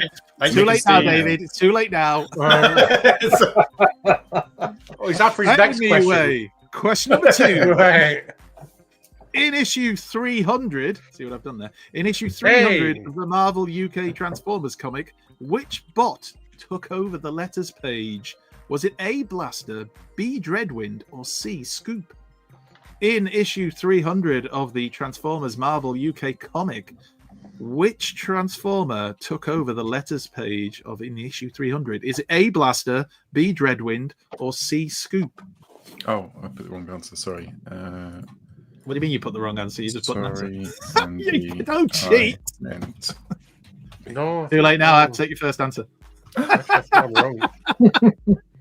Right, hang on. You can't put multiple answers. Right, oh no, David, you put the same one twice. You went Bisto style. Yes. All right, here we go. Let's go through the answers. I am going to have to break it up again because that's how I can keep track of who's answering what question. Right, Paul, you initially answered A, but you changed your answer to B, which was Dreadwind. Pete, you answered A, which was Blaster. David, you went for B, which is Dreadwind. Jack also went for Dreadwind, and Bisto also went for Dreadwind. How did the chat do on that, Paul? They mainly said B. Steve, Sunstreaker, and Mick put A. A couple of people said Dread Tidings as well, and Jacob said Blaster. Well, if you said Blaster, you were right, because it was A, Blaster. That was the issue he took over. So that means points for Paul. No, you changed your answer. Tough luck. Pete, you got a point, and just Pete. Yeah, just Pete. Everybody else went for the wrong answer. So Pete's a genius. So I think Bisto, you've got 0 points at the moment. Everybody else has 1 point. Well, I got 1 point from the first question. I don't have any points. Oh yeah, you did. You put the right answer twice. It's David who's got 0 points. Oh, there we go. There we go. Well, we need a tiebreaker. Yeah, don't worry about it. We'll do the tiebreaker and you'll win. Painfully anyway. honest there. Right, let's go for question number 3. And while I try and keep up with the difficult scoring of everybody having 1 point but David. Right, staying with the UK comics, what was the main story arc from issues 298 to 301? Was it A, All Fall Down, B, Rhythms of Darkness, or C, Dreadwind's Christmas?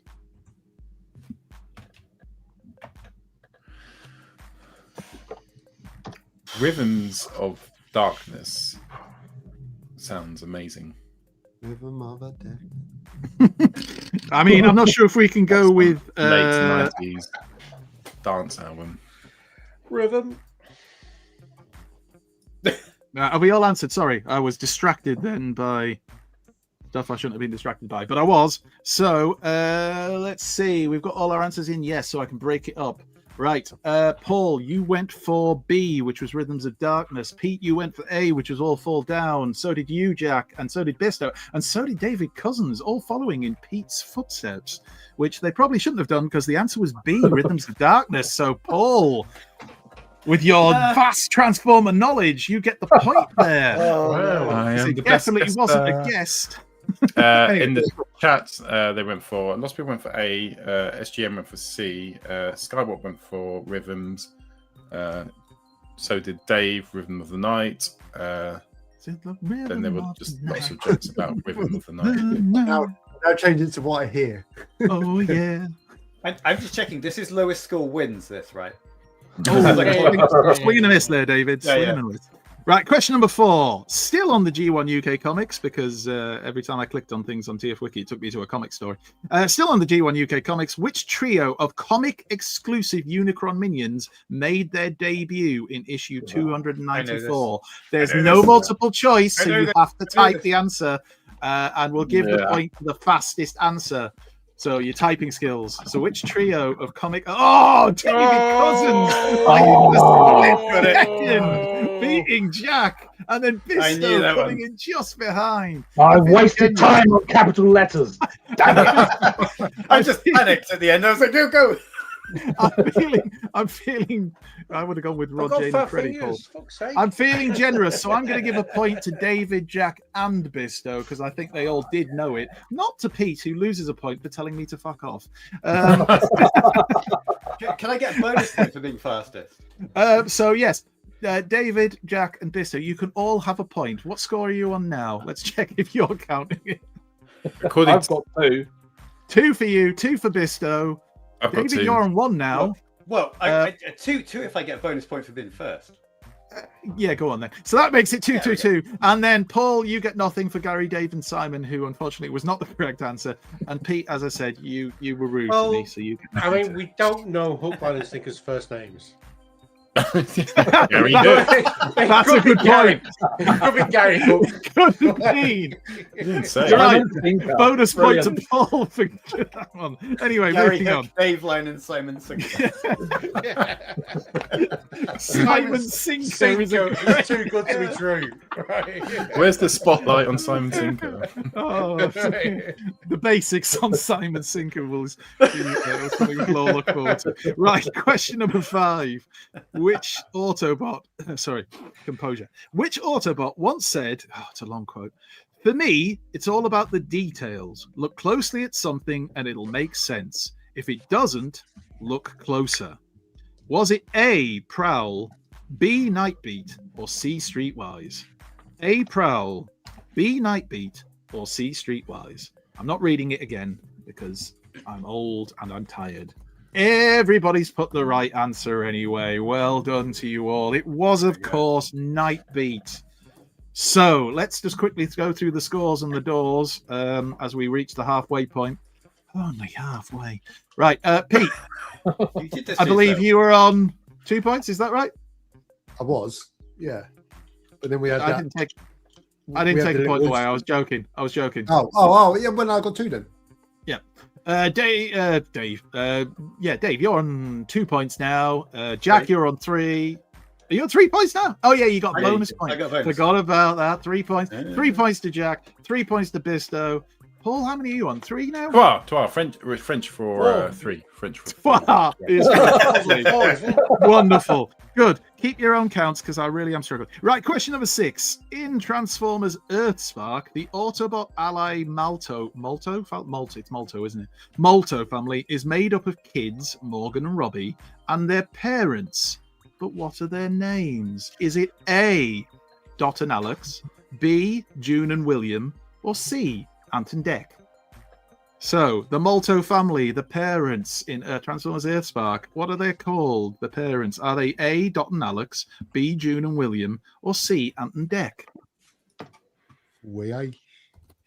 And of course, the answer is C. Ant and Dec. No, it's not really. The correct answer is... Oh, let's have a look. Pete, you went for A. Bisto, Paul, you went for B. And David, Cousens, and Jack, you also went for A. The correct answer is A, Dot and Alex.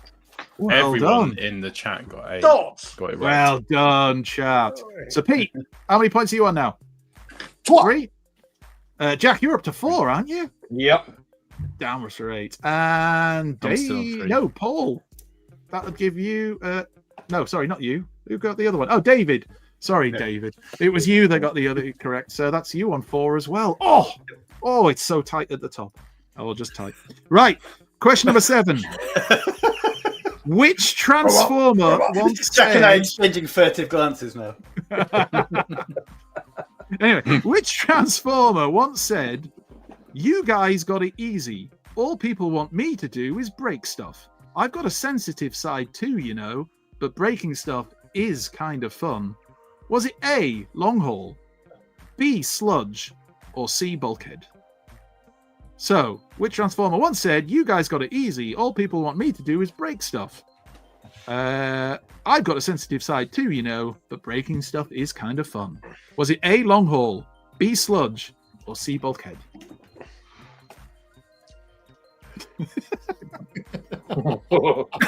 Thanks, Paul. I appreciate the ass kiss.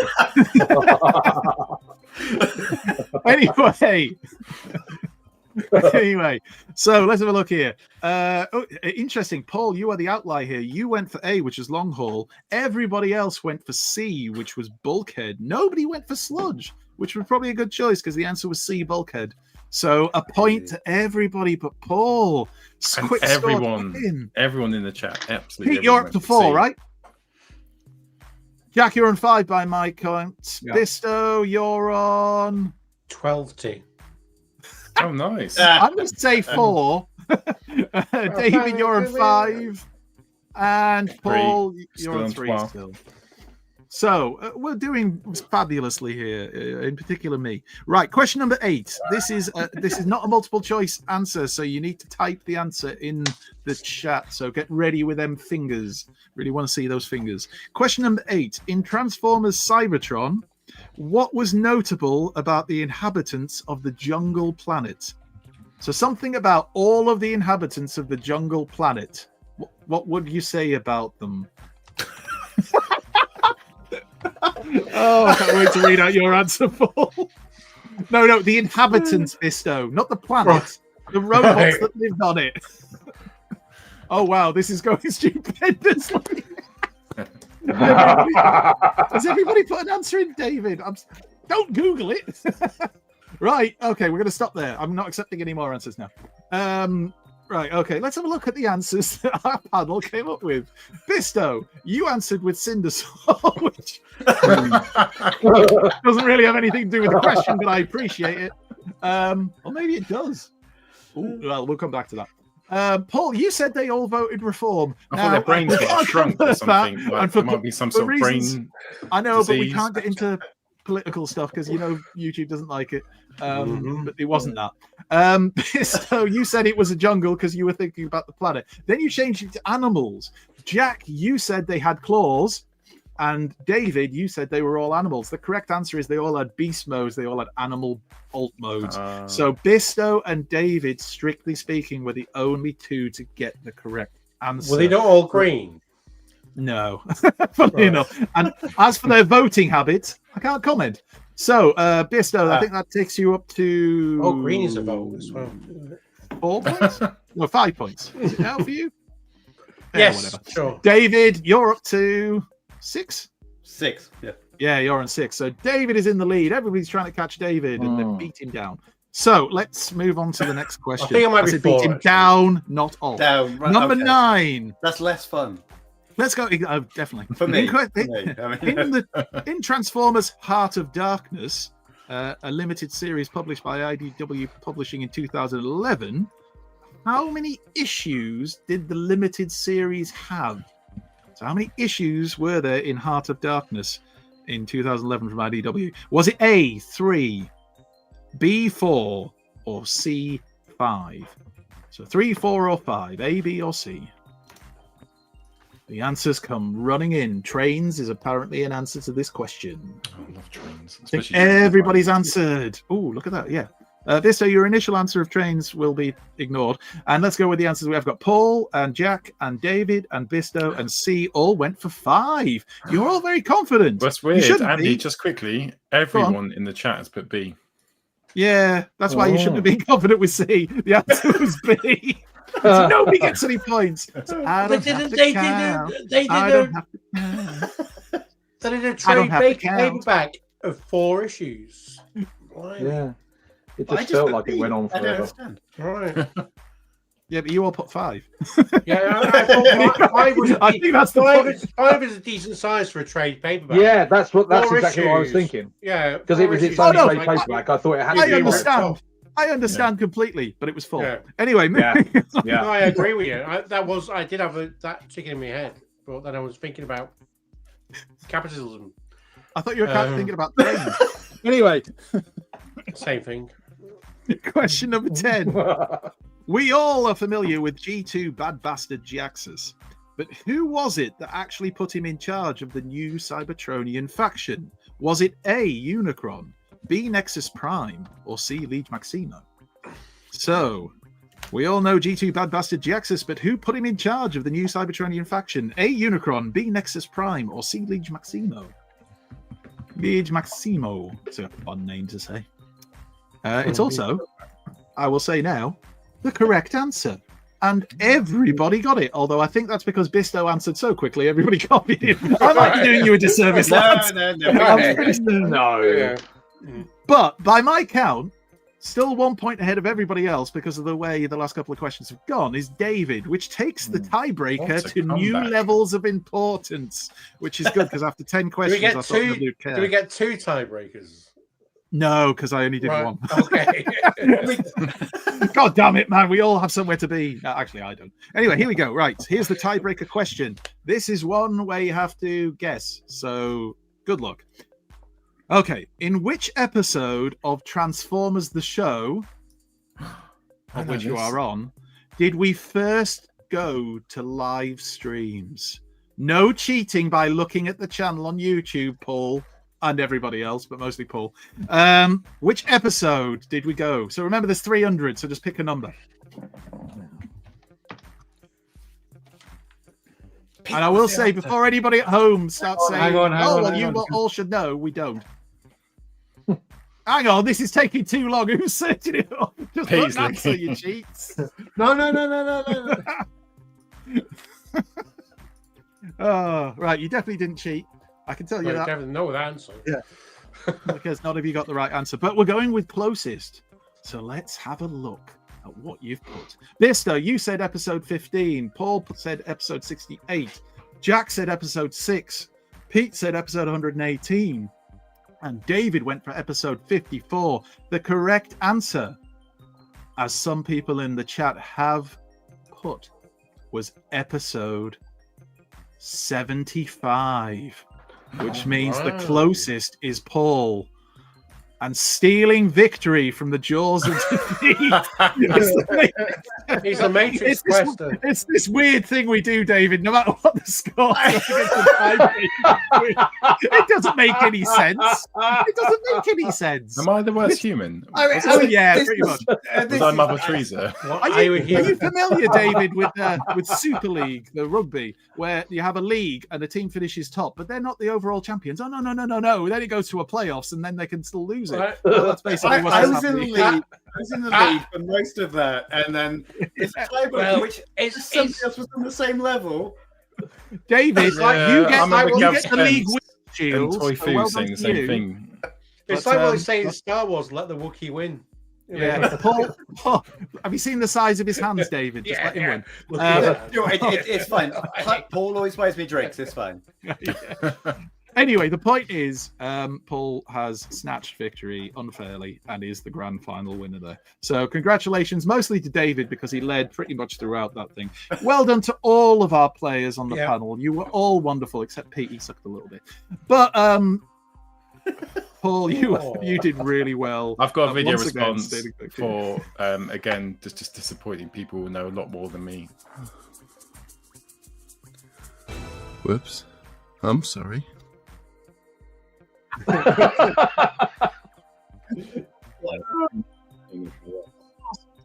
we'll film that, Paul. I'm so sorry. That's on his own. The way it works out, Paul, is that as the winner through the tiebreaker question, you now have to buy a fabulous gift for David. That's the rules that I've just made up. Well done to everybody playing at home. There we go. Thank you for joining in. I hope you enjoyed. It was the best episode we've ever done. Well done, everyone. Great teamwork. It's just a discussion, isn't it, to go? Then we go to bed. Let's do some discussion. We now return to the Transformers. So we're just going to have a quick chat about Soundwave, and Robosen was going to have a little chat about what our favourite sort of things from the last couple of years in terms of the Transformers fandom have been. Before we do that, can we just quickly check in with our guests and see what they've been up to and how they've been? So, Bisto, how are you? How are you? I'm all right. I'm doing good. I could talk about some really weird stuff, but I won't. Yeah, just great to be about. I've started doing I've got a Transformers Micromaster Advent Calendar, knockoff Micromasters. It's on my YouTube channel, which might be on the show notes. Who knows? It's on the links. Everyone's and your websites are in the links as well. But yeah, so it's been a lot of good, and yeah, I've been in some down places over this last year, but I think I'm finally picking up and ready to kind of get back into the world, see what's going on. You ready to step into Christmas? Yeah. Oh yeah, I'm looking forward to Christmas. Yeah. Bloody love Christmas. Oh, good. And it was good seeing you the other day in the TF Reading Manchester mini. Oh yeah. TF Never Reading again. Minicon, and we got stuck, didn't we? We got lost, and we couldn't get out, could we? We were stuck inside the complex because we sent. It's a Graham long way off. back to Bolton. Tell you from Graham went off to find the exit, and he said, "There's no exit there," and there was. The doors were wide open. You could get out. So Graham came back, and went, "Oh, we're locked in, lads." So we were like, "Oh." So then there was these 45-year-old males climbing over the fence for our Uber. I thought he did student ID to tap on the gate or something, but no. It was the fence climbing that just was not an option for certain people who may have been drinking all day. It was not advisable from a health and safety perspective. Well, no, it's really good to be here. And again, thanks for inviting us on your 300th show, everyone. Come on, way! Woo! No, thanks so much for coming on. And Jack, how have you been? In your life? Been good, yeah. In contrast to everybody else, I have quit drinking. Nice. Because I think it was 3 weeks ago was London Film and Comic Con, and I got so incredibly drunk and didn't get to bed. Went up to my hotel room at the close of the bar. Didn't actually go to bed until quarter past 5 in the morning. That's quite late. Up at 7 o'clock for the next day of the con. Powered through. No hangover either. That was kind of my concern. Because you were still drunk, Jack. Yeah. I was when I woke up. Yeah. One time I had breakfast, I was all right, but I was and I just I kind of came to the realization that if I have 2 drinks, I cannot stop. I don't stop, and I won't stop until I have to go until they stop serving booze. So I just thought, you know what, I'm gonna knock this on head. So I'm on no alcohol beer, which is quite nice. And I feel a lot better for it. And you're still your funny self, intelligent, funny. Well, I'll probably be more. Yeah, I won't get to the point of the evening that I usually get to, where I'm just spouting complete nonsense and being inappropriate. Sorry about that again, David. We'll hopefully, other than that, it's just business as usual, really. I think it's the same for I always think I'd done a 6 a.m. about 4 years ago at the first TF UK con. I was just so excited, and people chat to you and stuff. And 6 a.m. I can't do 6 a.m. I'm 44. And the next day we had to do our first panel, and I just felt like a frail shell. So I managed to stop that, but then it gets to sometimes you have midweek drinks and stuff, and I think, why do you have those little drinks? What's the point? There's no benefit to it, is it? Yeah. You convince yourself there is. So I had to stop drinking. I used to have a glass of wine every evening, and I would say, "Oh well, it's good for the blood, isn't it? Keep the blood thin, keep heart attack at bay." And it wasn't. It was just that's one glass. And then I just fill up another one and just have another one. And then I'm tiddly. But I'd stop doing that, and I really do only drink when it's a social thing. But that does include D&D. So we play every week. I'm next door playing Dungeons and Dragons, and I'll just plow through it, and it's no good. Knock it on the head. So, and I'm kind of glad that I've said it here, because it means that I'm making myself accountable, because I'm going to see you all, and the people in the chat, I'll see a lot of those people as well. And I'm kind of, and I actually went out for a meal with friends last weekend, and it was my first test of it. And when they all ordered beers, this beer was put on the bar, and I genuinely thought I want that. I want to drink that. Yeah. And I didn't. I got a non-alcoholic one, and then we sat down. We had the meal, and then I finished my drink, and I ordered another 0% beer. It came out, and I poured it, and I had a sip, and I thought, "Wow, that's really good." And I looked, and it was 4.7. And I was like, "Oh no!" And my friend clocked it. We'd had a bit of discussion. I'd said, "Oh, this is a really good one," and he said, "Oh, it's definitely 0." I said, "No, it's 4.7." And I kind of went into a thing, and I was kind of thinking to myself, I could just drink that. No one's going to tell me off. No one's going to stop me if I just drink that. And I didn't. I got the waitress, and I said, "Can I just have bottomless soft drink?" Because that shook me as well. Because I thought, if you order a 0% drink and they don't bring you that, and you're just, I just naively pour it out, start drinking it without checking, shook me up. I thought, no, Diet Coke, and I felt so much better for it. Was it in a round, Jack? Jack? Was it what? If Sorry, Andy? we're... I was just asking, was it in a round? Was there somebody sat there drinking a 0% lager and not realising? No. I'd ordered just one. Yeah. Sorry. It happens. It's really hard to. Yeah, I was going to say, if someone accidentally gives you an alcoholic drink, I will take it off you. Yeah, you're a hero. You're a hero. I'll protect you. Yeah, I appreciate that. I appreciate that. Yeah. I'll also second very that good of you. heroism. Yeah, sure you know, we'll all help you out. Like a fight. Next TFN, like, this is for you.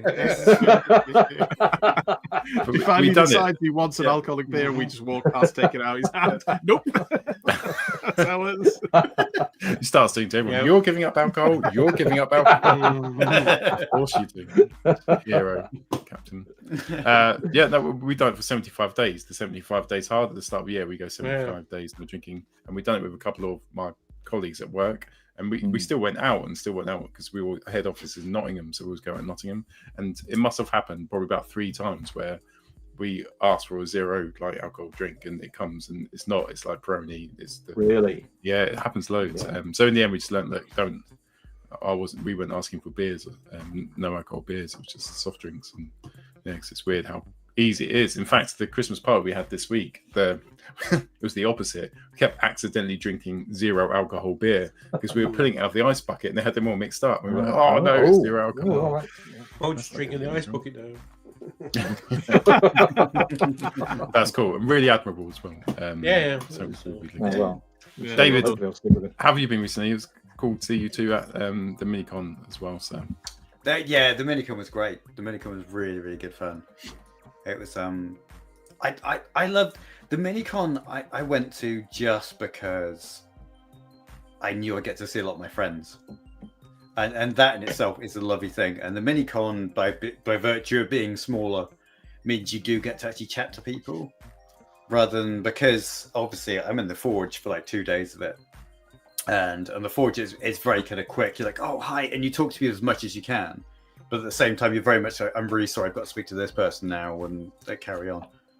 Whereas the Minicon, I got to speak to everybody who came up to my table, and then afterwards, obviously, we got to hang out at the bar afterwards and stuff, and it was very, really nice. And I still did really well as far as like print sales and stuff, which was great. And so it was a complete win. I love the Minicon so much. So it's and I know it's moving, and so I've already said to David Wallace, that's like, if it came in Swindon, that'd be really good. because then it's, I mean, I always feel bad saying this after Jack. I feel kind of like a lush now, but it's kind of like, yeah, but if it's in Swindon, I can go and get drunk and just walk her. Oh, David, Bracknell is going to be in. If it's in Swindon, David, then it means that you can be the hero Jack needs and drink his beers, so he doesn't have to drink them, and help him on his journey. There we go. There we go. I've always seen myself as a hero, so that does make sense to me. We all do, David. We all do. Yeah. It's your modesty I most respect. Well, yeah, absolutely. I get that a lot, Jack. I'm going back to LARP just to drink Jack's beers. Last week. Stalking Jack now.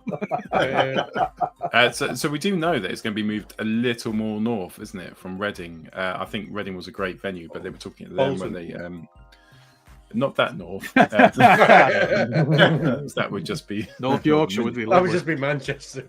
Yeah. So Swindon cool. Swindon is somewhere that I heard mentioned, whispered quietly amongst certain people attending the Minicon, so we'll have to wait and see. I kind of think, in a completely non-selfish way, I feel that's what everybody should suggest from this point. Yeah.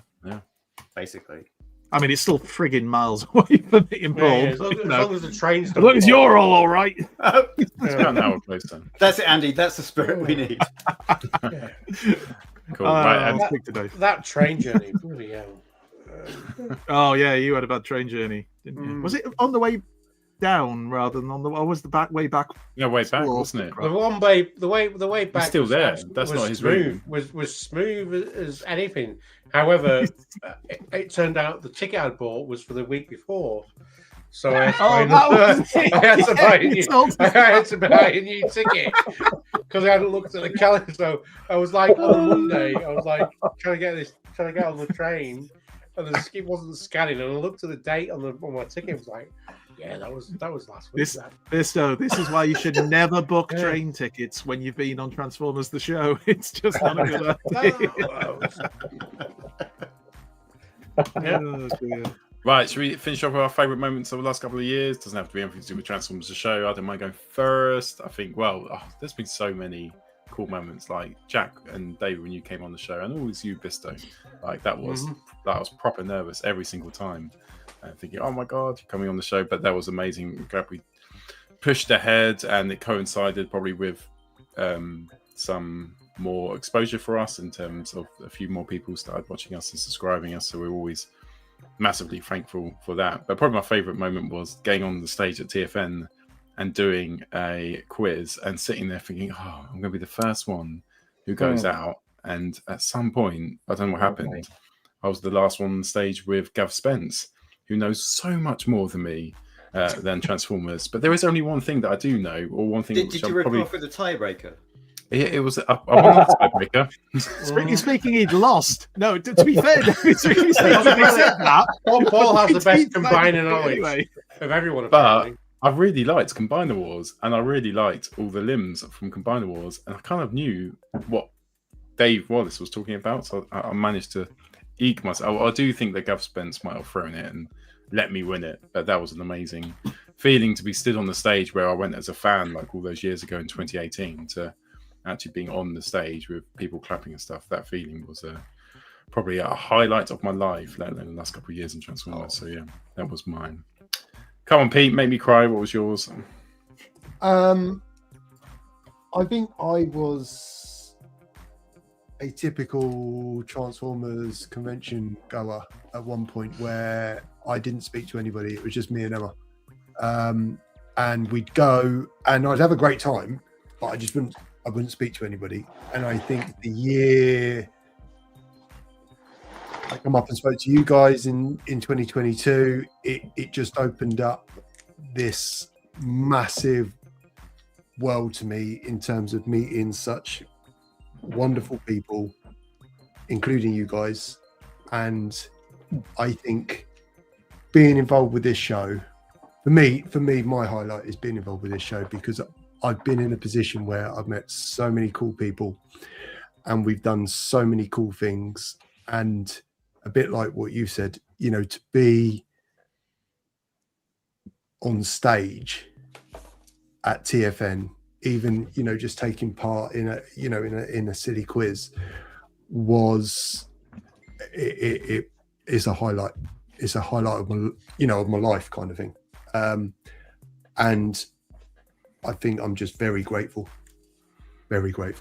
And I was just so amazed to see you get the recognition for the run, like the amazing amount of money that you made for charity. Me and Andy did nothing. You drove that. We didn't do any running whatsoever. We never run. If anything, I put weight on. Be in a position where being involved with this show gave us a platform where we were able to meet such supportive people and people that really got behind it as well. And we raised such a great number because of the people involved with this show. And I think it just shows that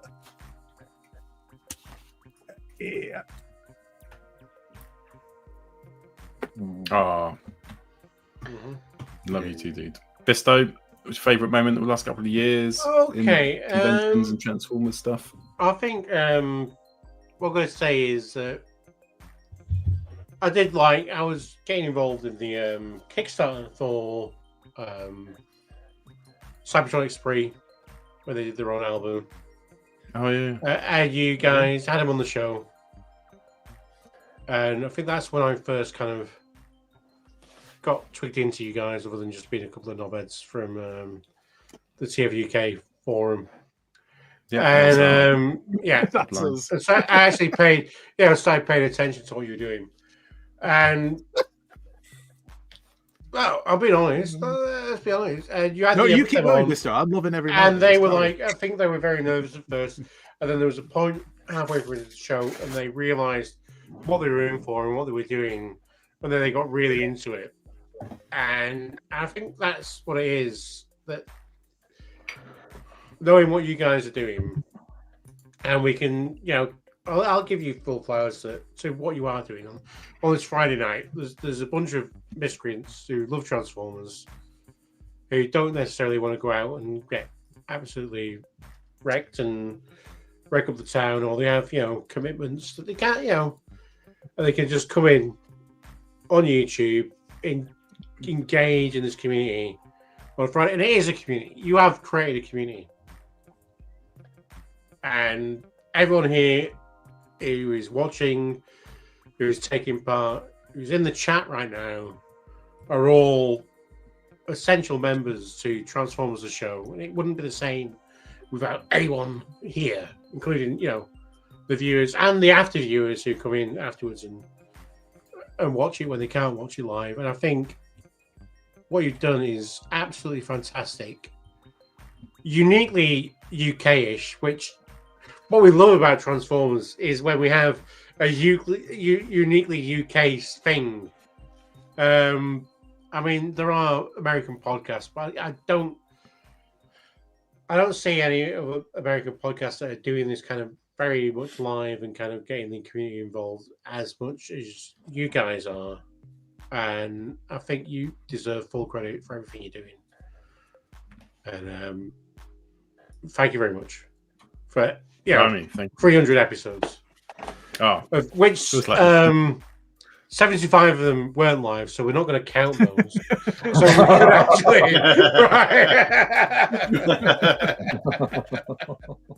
But yeah, thank you. Well, very kind to mention us, but definitely just your favourite moment from not the show, just like. I loved when I went to TF Nation and dressed up as the mechanic from.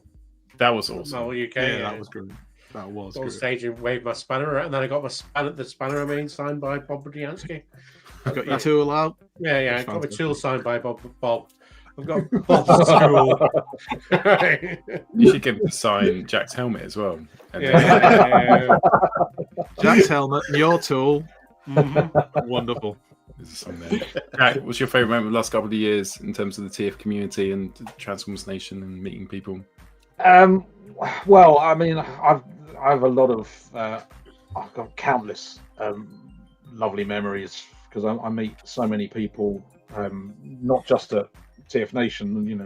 It's largely Transformers fans come to LFCC or whatever other, even SonicCon, a lot of Transformers fans, and there's always really lovely moments and really kind of important moments that people where you kind of realize that you're actually I just wanted to draw stuff. I wanted to tell stories. Never occurred to me really when I was younger that I would actually be helping people on their life's journey, and that being told that stuff, it kind of brings home the weight of it, and that happens all the time. For me, I think this, and it's kind of, I'm not just saying this because I'm on the show, but being sponsored by you guys at TFN meant more to me than I think that you should really understand. And I did threaten that I was going to tell Pete why, but I was super drunk, and I said I'll tell you another time. And we were standing opposite in the toilet at urinals on opposite sides and talking. He was making me cry, and I was. I was like, not you as well. Yeah. He always makes me cry at the urinal.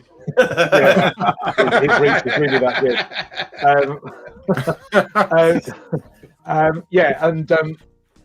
To kind of for a large part of my life, we will talk about it seriously in the pub. I don't need to have a drink to open my soul to you. But for a large part of my life, I didn't feel like I belonged anywhere, and I wasn't a popular kid, and I growing up in the 80s with this massive thing that I was hiding from everyone.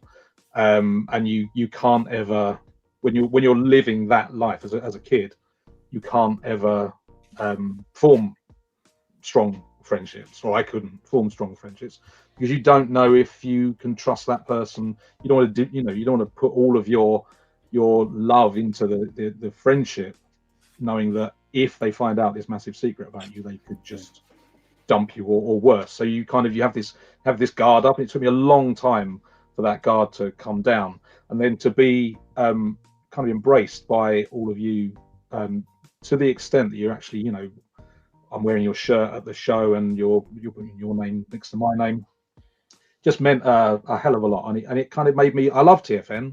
I always love it, but this year's was just like extra special to me, because it felt like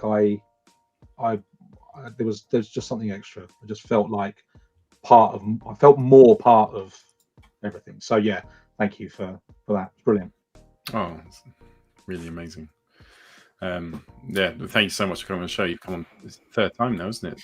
You've come on the show. Yeah. No, I love it. I love coming on. It's brilliant. MindyCon on Manchester, and just like the comments that people were saying was so emotional, wasn't it? You were getting emotional, like how much you've affected their lives and how they were able to talk about things that obviously we see what's going on in America now. It's not good, and we push against that over here. And yeah, it was really emotional, but really there's a bit of body language that I always kind of sat behind my table, and some people will come up to me and they kneel down at the table and move in close, and I think, right, okay, strap in, here we go.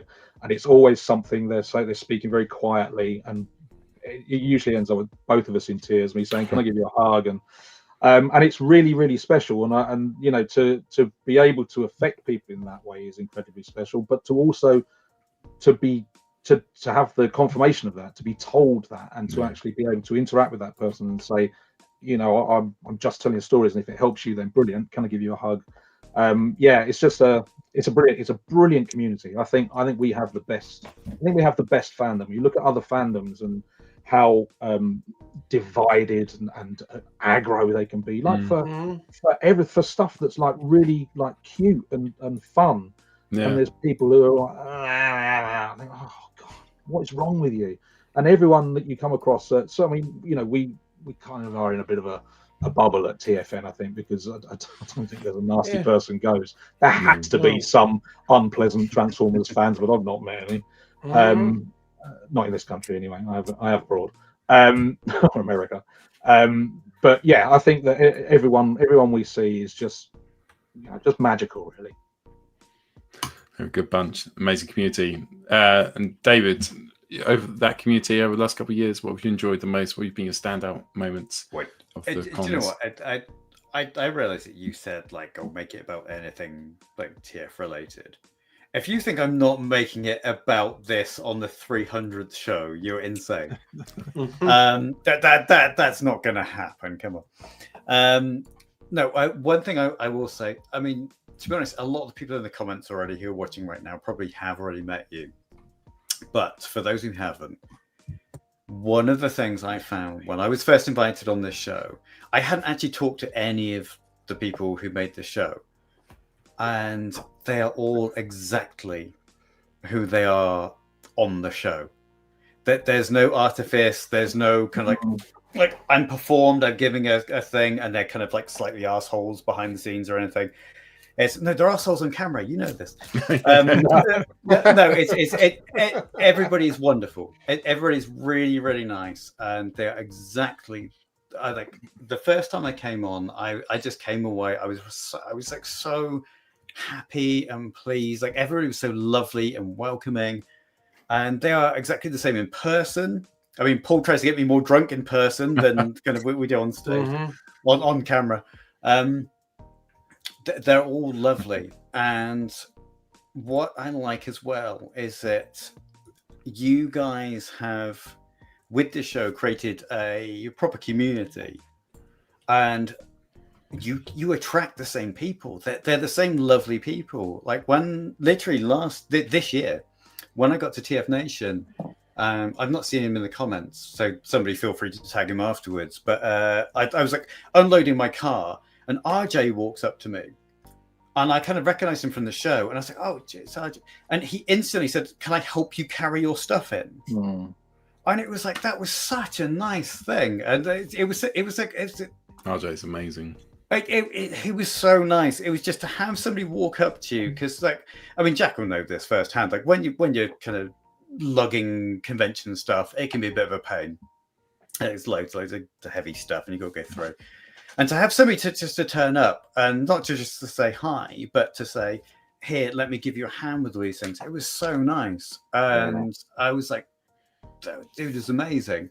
And I found that with everybody in the group that you've amassed, because I talked to a lot of people from your fandom in the last TF Nation or so.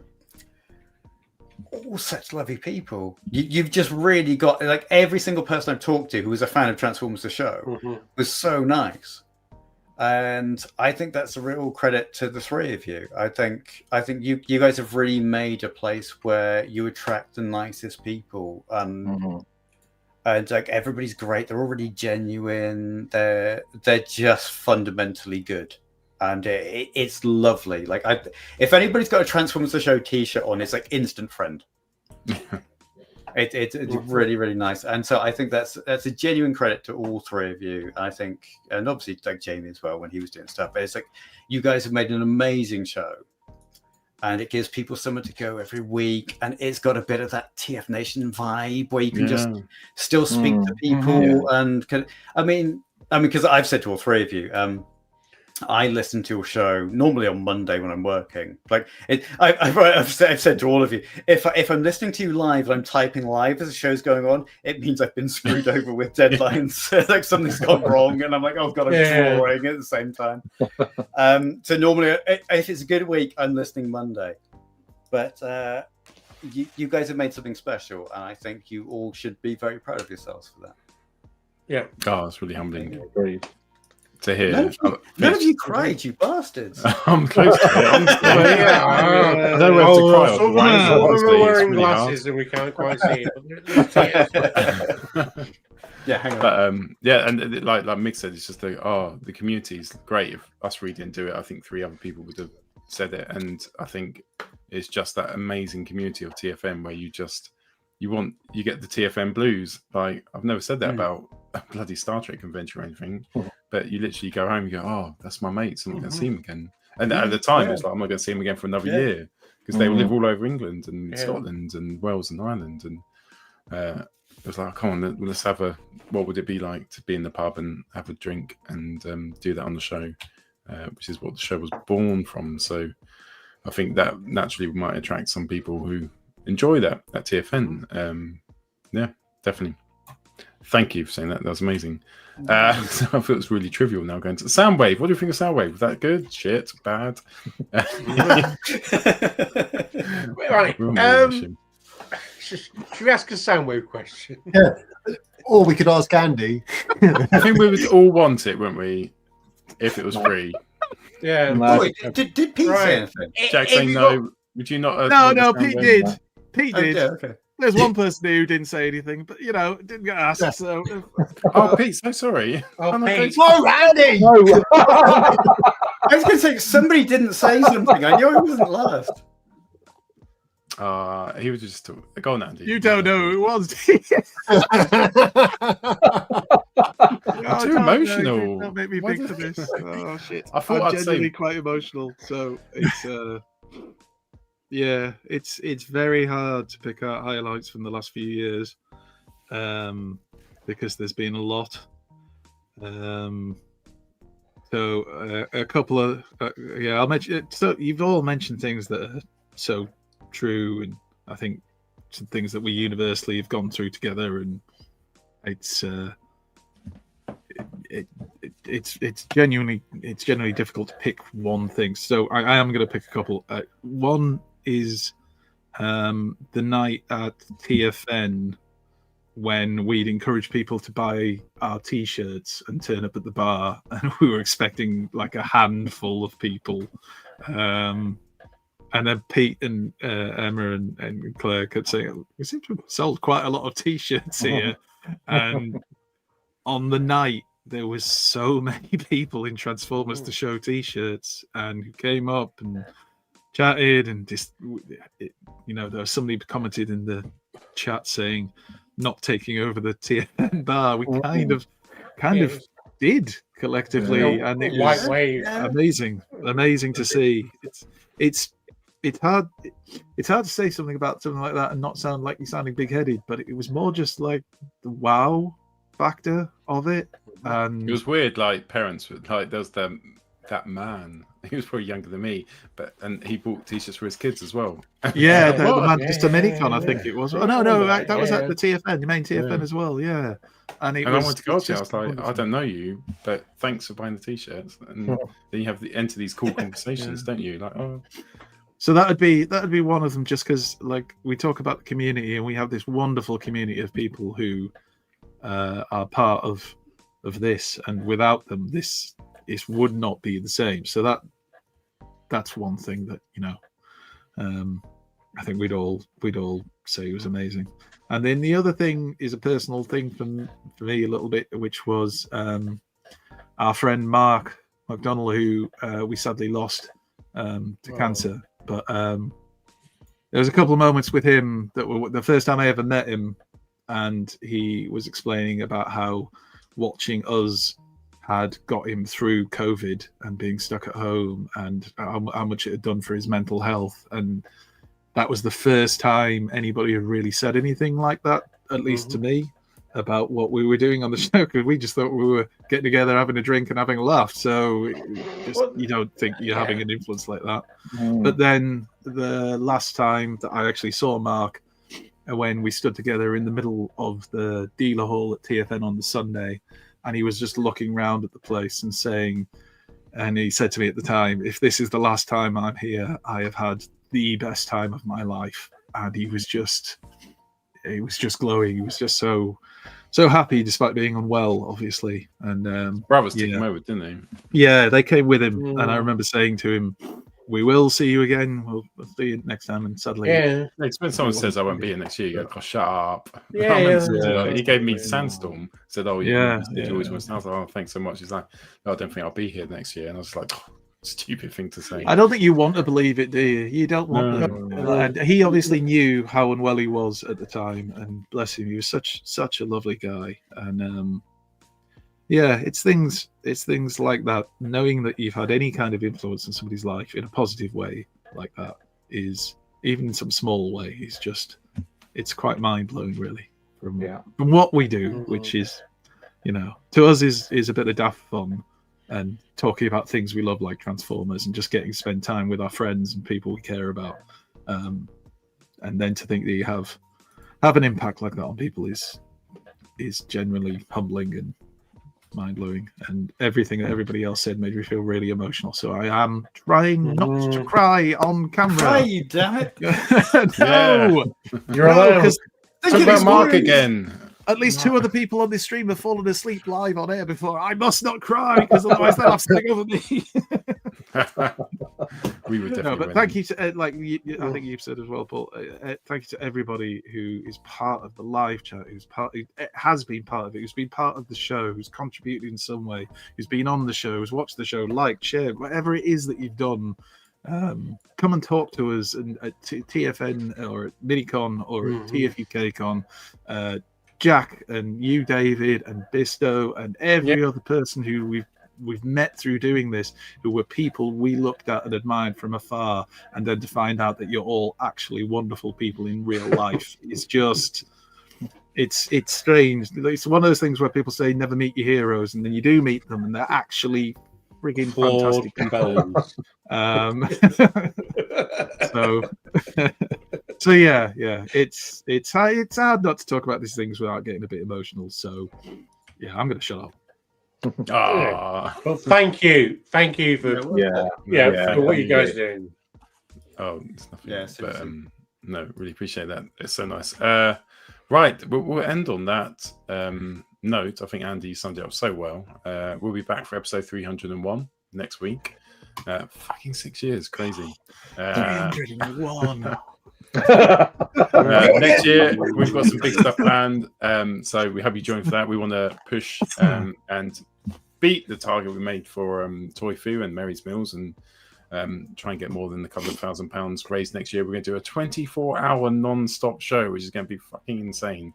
But I think we'll tag team each other. But there will be a period of time where I will be on the show on my own without Andy or Pete to control me. So who knows what happened? And who knows if we'll ever be again allowed on YouTube?